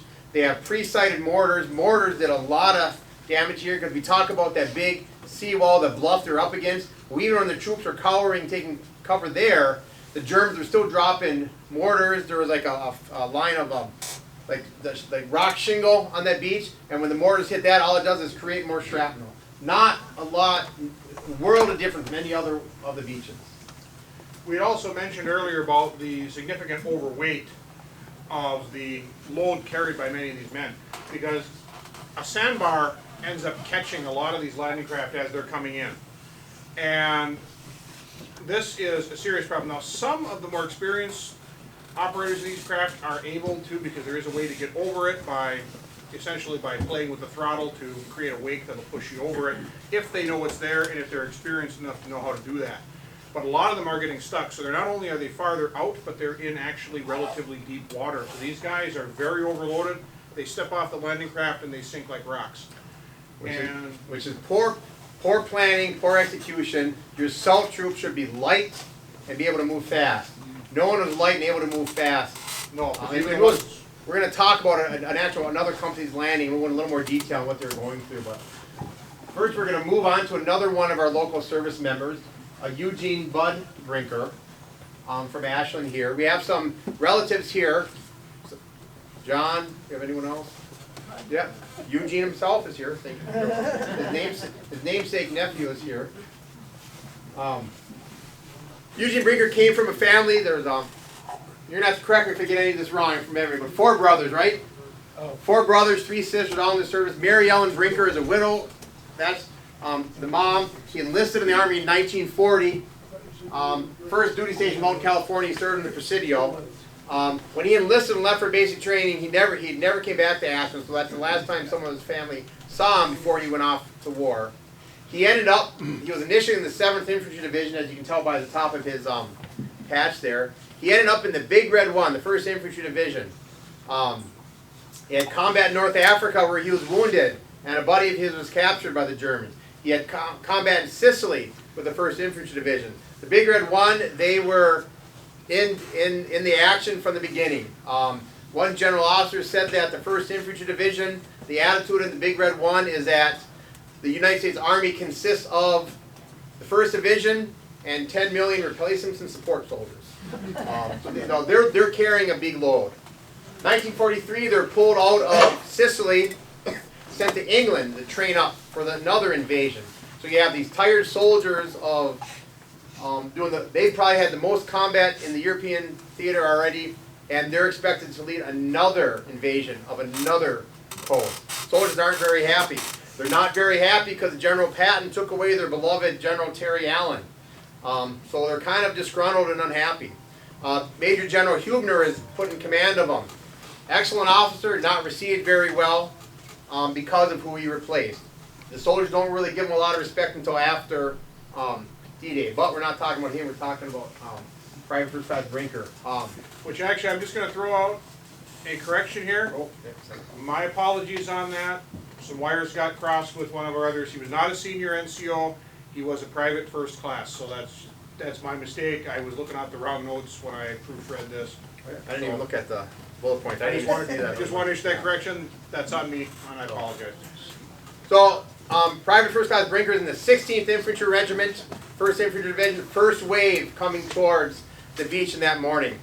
A friend of his, Billy Little, I think we had said, was in another landing craft. And they would describe it. He could see Bud's landing craft.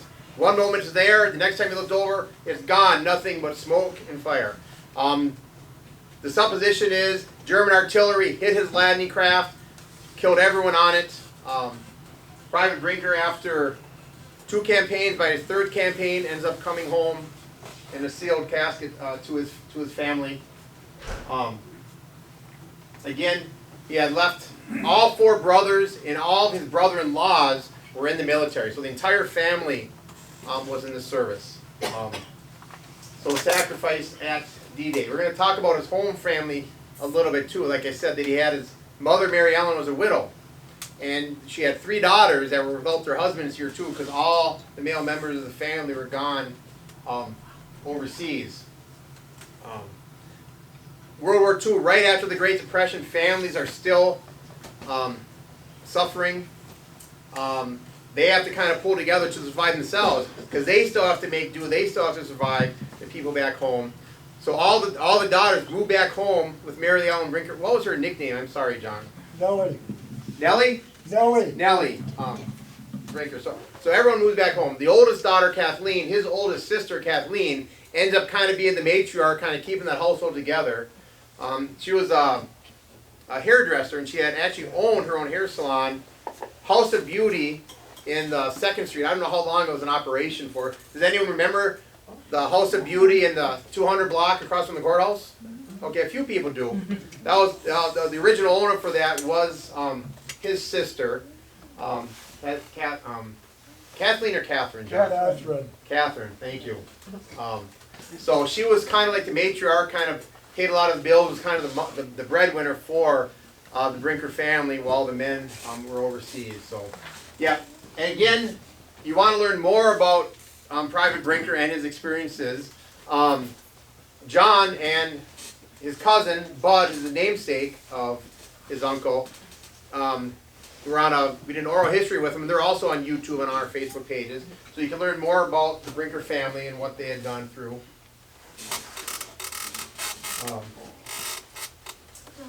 We're going to talk a little bit about some key officers on Omaha Beach and why we succeeded at Omaha Beach.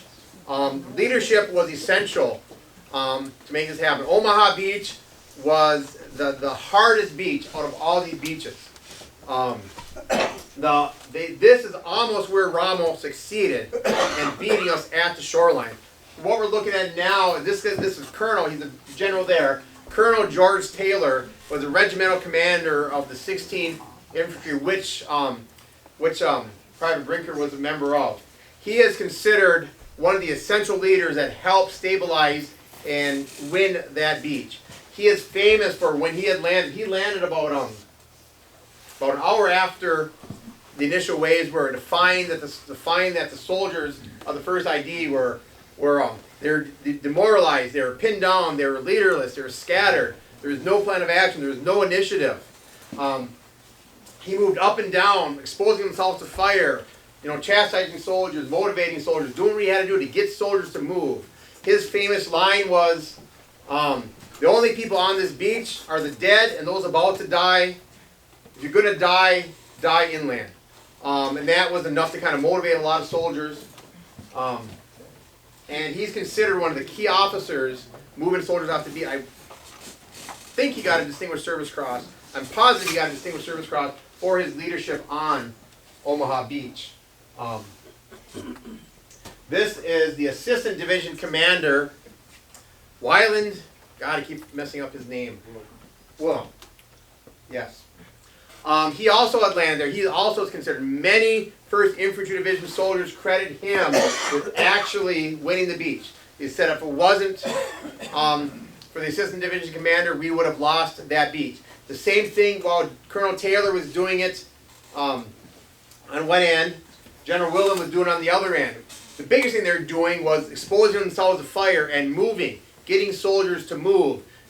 You stay stationary, you're going to die, because even if you're behind cover, the German mortars are killing soldiers. But they said a lot of them got to the seawall and stopped.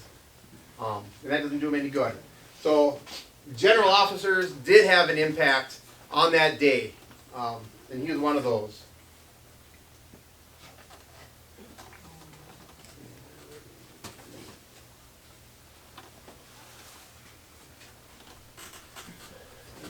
You have nothing? Okay, I guess we lost some of our sound there, sorry. We're supposed to have some fancy sound effects here, but we're going to move on now. We're going to talk about another key company, a very important part of Omaha Beach. One of the things that made Omaha Beach so hard, we had 300 yards of beach to get across. It was heavily obstacled. The Germans had pre-sighted clear fields of fire for their machine guns, and they were dug in hard. None of their positions were severely damaged by any of the naval gunfire, and it was heavily mined. Excuse me. One of the units that hit it, the 1st Infantry Division had the left flank of Omaha Beach. The regiment of the 29th Division, a National Guard division, had the right flank. We're going to talk about one unit from them, but to kind of illustrate the soldiers' experience there. Company A of the 116th Infantry. It's a Virginia National Guard unit. It has a heritage that goes all the way back to Virginia as a colony. It has a heritage that goes back to the Civil War. Their fathers and grandfathers wore gray uniforms and fought under Stonewall Jackson. They were part of the famous Stonewall Brigade. That's why the 29th Division, they have a blue and gray patch. It's a circle patch, kind of like that yin and yang symbol. To symbolize units on both sides of Mason-Dixon. They have units from Maryland, Pennsylvania, Virginia. So that's why they have that blue and gray patch. But now, the company of the 116th, a lot of their guys had joined the National Guard from their hometown in Bedford, Virginia in the 30s during the Depression. They got that $1 for a drill meeting every Monday night at the Armory. That was money that they needed. They got activated in 1940. For about a year before the war, the United States had federalized a significant part of the National Guard for a year of training to get them ready for a possible war. They never left active duty because the war started. 1942, the 29th Division, aboard the Queen Mary, was sent to England. They hadn't hit combat yet, but they witnessed a severe loss of life. We talked about the Slaps and Sands operation exercise, and we lost hundreds and hundreds of American service members. The 29th Division, the 116th Infantry in particular, crossing on the Queen Mary, they had an escort, British destroyer escort. Queen Mary was a huge ship, fast. The destroyers had a hard time keeping up with it. It ended up colliding with one of their destroyer escorts, the HMS Chequamegon. I can't pronunciation. Chequamegon goes down within minutes. I believe like 350 some British sailors are dead in one incident, and a lot of these guys saw that. They hadn't even gotten to a combat zone yet. Another incident of government secrecy. I don't think the families knew the whole truth till well after the war of what happened to their service members. Can you imagine 300 to 400 service members dying in one incident, and you as a family member not knowing what happened to your service member? They arrive in England, and they train. They're given responsibilities for coastal defense. They're jokingly called by other army units part of the English Army because they spent so much time in England. They actually are called England's own. One kind of humorous story. One of the properties that they're staying at, there's a English lady that married into a fancy family. She's actually from Virginia, and she's all excited to have some of these National Guardsmen from Virginia there. But after a time, American GIs are American GIs, and they get their passes. They're going to town. They're being rowdy. They're being obnoxious. They're drinking a lot because what's the saying over there? The American soldiers are overpaid. They're paid a lot more than the British soldier. Overpaid, oversexed, and over here. Well, they pretty much made that true. And the lady, I forget her name, but because she had family ties to Virginia, she actually asked some of the officers of this unit, when you guys go to town on pass, please tell them you're from New York. Because I tell everyone that soldiers from Virginia aren't obnoxious and they don't act like that. To throw out an interesting local tidbit in all that as well, to show that that's just a fact of life. There actually was a German prisoner of war camp, well, American prisoner of war camp for German prisoners actually at Bayfield. And during this period, it's actually interesting because the records that exist from the Sheriff's Department are that the prisoners themselves never really caused any issues. However, the military police that guarded the camp when they were on their furloughs that's another story. Company A is commanded by a guy by the name of Captain Taylor Fellers. He's from one of the more well-off families from his colony back in Virginia. He joined the National Guard in 1932, rose rapidly through the ranks. His dad was a county administrator. He was a supervisor of the highway department. Captain Fellers was. He ended up being the company commander for these guys. The bulk of the unit, by this time, by right before D-Day, the bulk of the unit had been a lot of replacements, guys unfit for duty out. So there's a lot of people from outside of their area in here. But the core of the unit is still Bedford, Virginia. And Captain Fellers knows that he has to take care of these guys because what's going to happen to me when I go home and I don't bring some of these guys home to their family. So the core of the unit is still Bedford, Virginia. So Captain Fellers is told that he is in his company, Company A of the 116th, first wave, the far right flank of Omaha Beach. His guys are going to be the first ones. These Virginia National Guardsmen are going to be the first ones that hit that beach on the right side of the 1st Infantry Division. So we're going to kind of, I'm going to see if I can paint as good a mental picture as Walter does here. They're on their troop ship. They get woken up. They start loading their landing craft, their LCAs, not the Higgins boats you all know. They're a little bit bigger. There's so many different kinds of landing crafts. But they're loading up their LCAs and departing their troop ships about 4:30 in the morning. They hit their 6:30 beach landing. About 30 men in a boat crew. So you got a 2-hour ride on very rough seas. Because remember, this is a bad weather period. Eisenhower is just sneaking this invasion in. So whatever greasy Navy breakfast you had, if you ate it at all, is churning in your stomach. You either have an empty stomach or you got a lot of grease and coffee in your stomach. 2 hours on rough seas, you're smelling that, the fuel from the boats that are getting to you, seasickness. All of a sudden guys start vomiting all over the place and that's contagious. So you got 2 hours of that.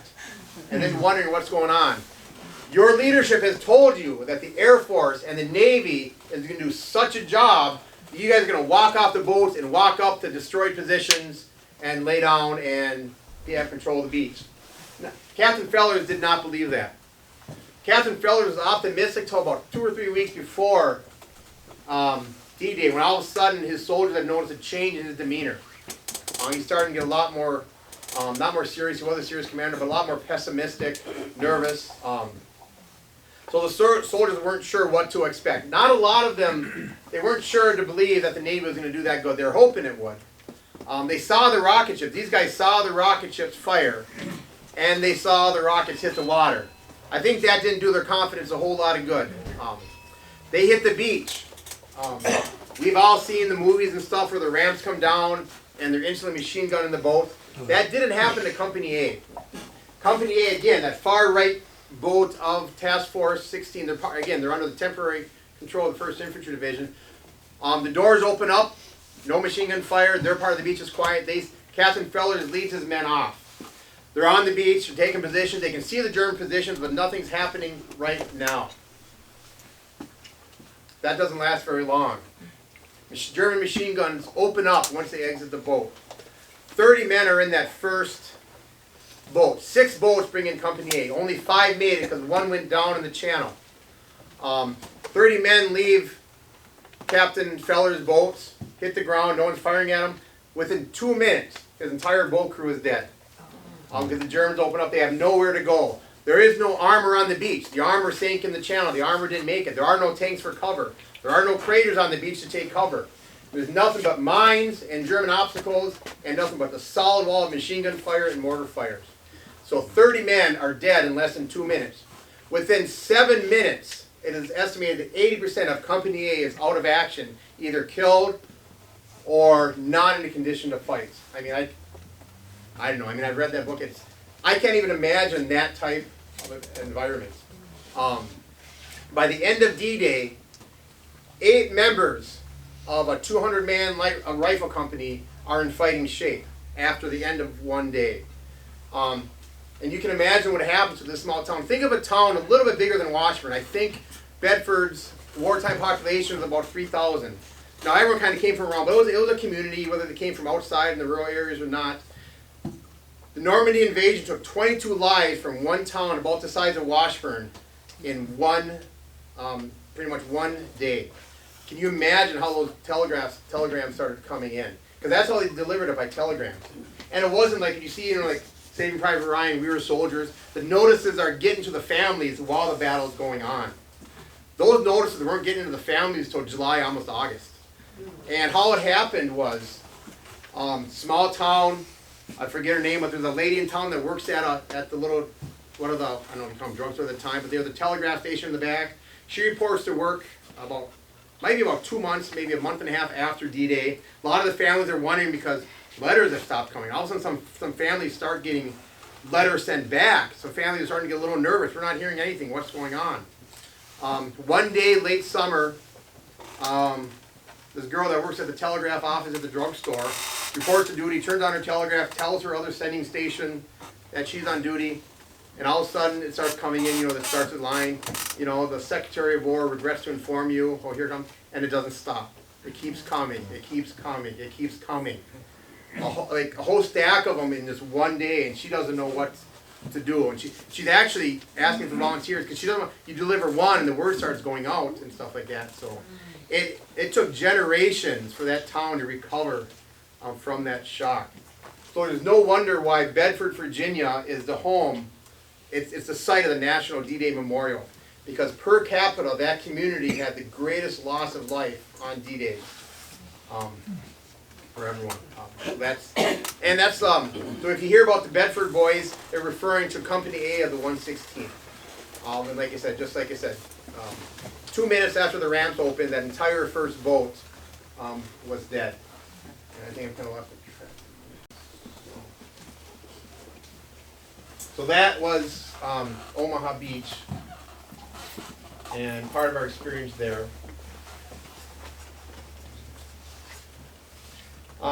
Before we go on to British Canadian landing, because we're done talking about the American forces. We still have a couple family members to talk about. I'm just going to touch on real quick a follow-up on the Rangers. Who all here has seen Saving Private Ryan, the movie? One of the criticisms I had heard about the movie was that the main characters were hitting Omaha Beach and they were part of the 2nd Ranger Battalion. And I've had guys tell me, well, everyone knows Rangers hit Point to Hawk, they weren't landing. Actually, that was somewhat accurate, because more Rangers hit Omaha Beach than hit Point to Hawk.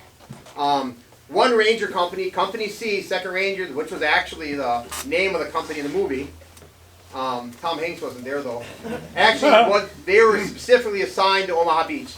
They were, Company A, who I just talked about, was the right hand of the 1st Infantry Division Task Force. Company C of the 2nd Rangers was to their immediate right flank. And their job was not so much to work with them and to help take the beach, but there was to land there, climb that seawall, and come at Point to Hawk from the rear. So we did have one Ranger company assigned in the first wave to Omaha Beach. They had it rough too. The difference with them is they are higher trained, despite all the training that the 116th had. Rangers have a higher level of training, and they were said to have moved with a lot faster purpose across that beach. They didn't get bogged down as fast, but they still took 50% casualties before they got to the seawall. The second wave of Rangers of the 2nd and 5th Battalion that were set to hit Point to Hawk were diverted to Omaha Beach. So multiple Ranger companies landed at Omaha at the beach. So that's a little more for there. You want to touch on the British and Canadians?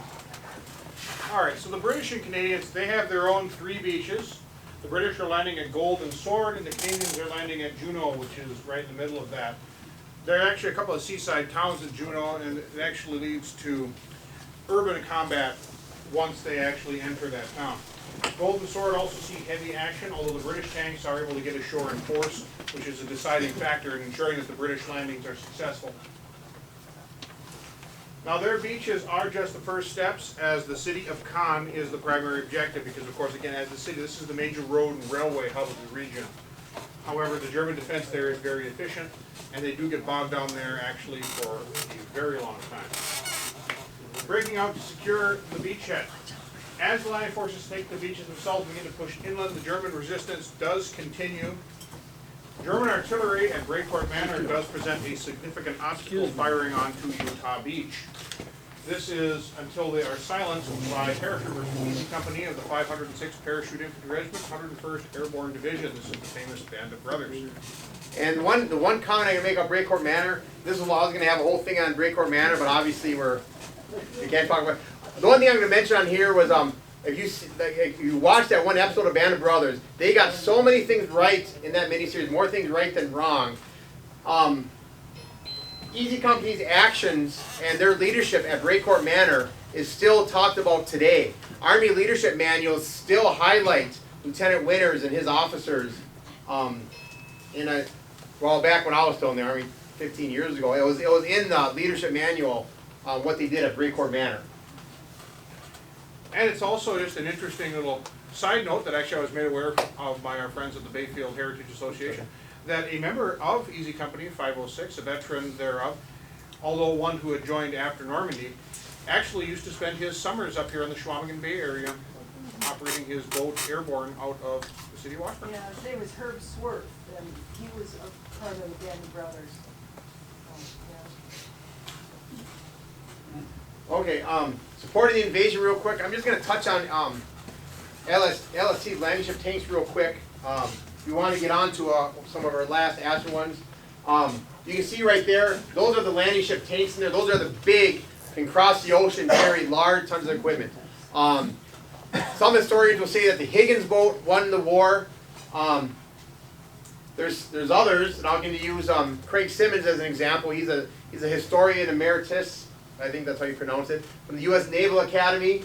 And he has made and his statement is that the LSTs actually won the war. And I'm going to kind of agree with his kind of line of thinking because, yes, the Higgins boat brought personnel and some individual vehicles on shore.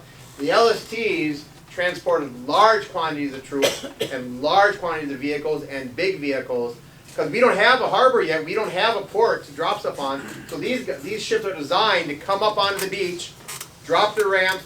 They have tanks and tanks in the take deck, vehicles on top.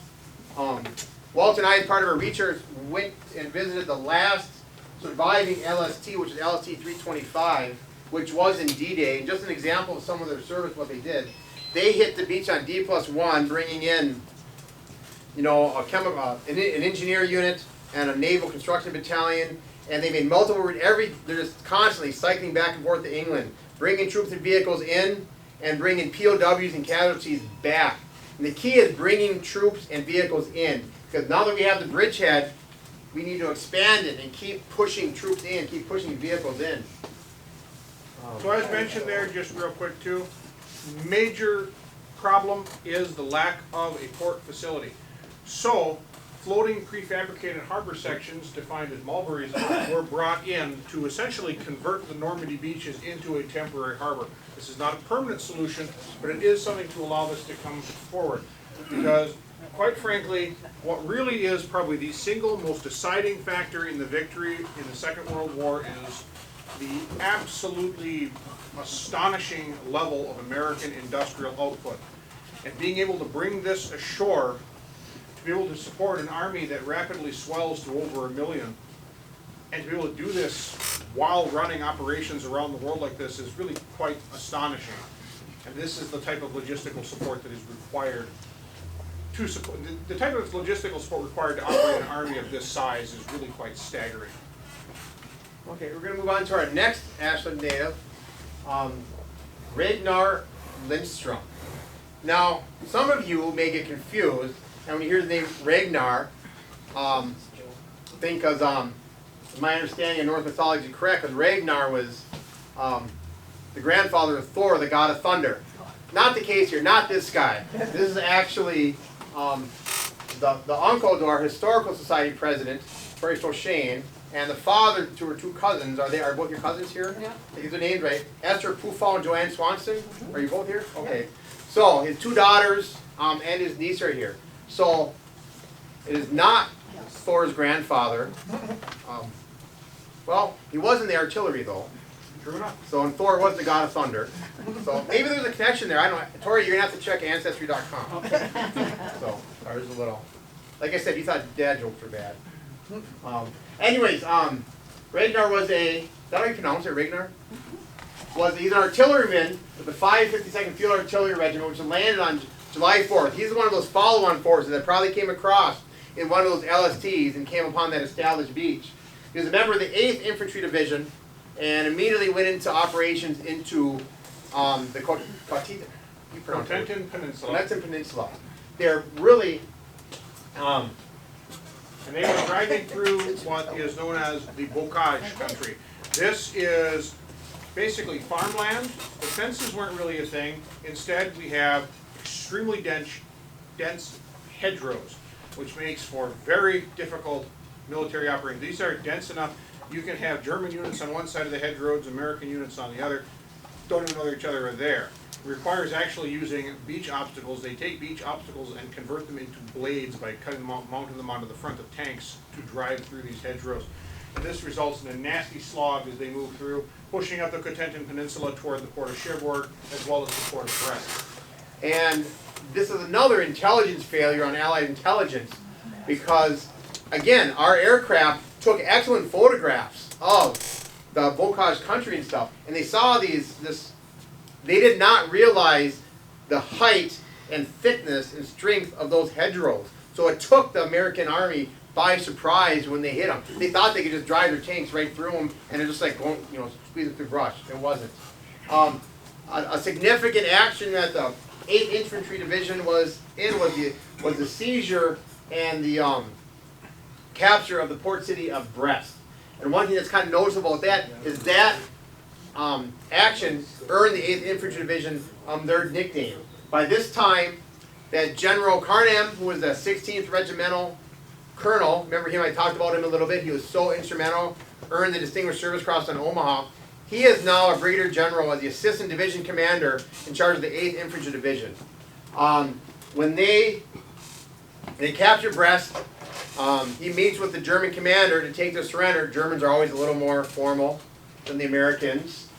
And the German general who's going to surrender asked Brigadier General Carmon, who was of lower rank than him, for his credentials. Are you somebody worthy for me to surrender to? Well, General Carmon just stands there, got a whole slew of dirty, crusty, probably half-shaven American infantrymen behind him and said, "Here are my credentials." German surrendered.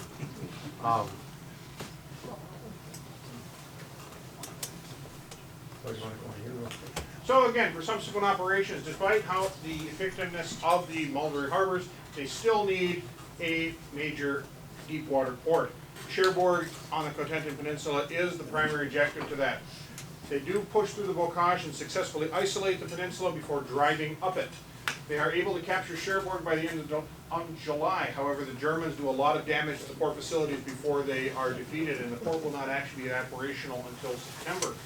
British and Canadian forces also end up stalled around Caen against strong Panzer forces, and the city actually does not fall until the end of July. And remember, Caen is actually not far in from the beaches, so this is a significant obstacle. Mine didn't always move that fast.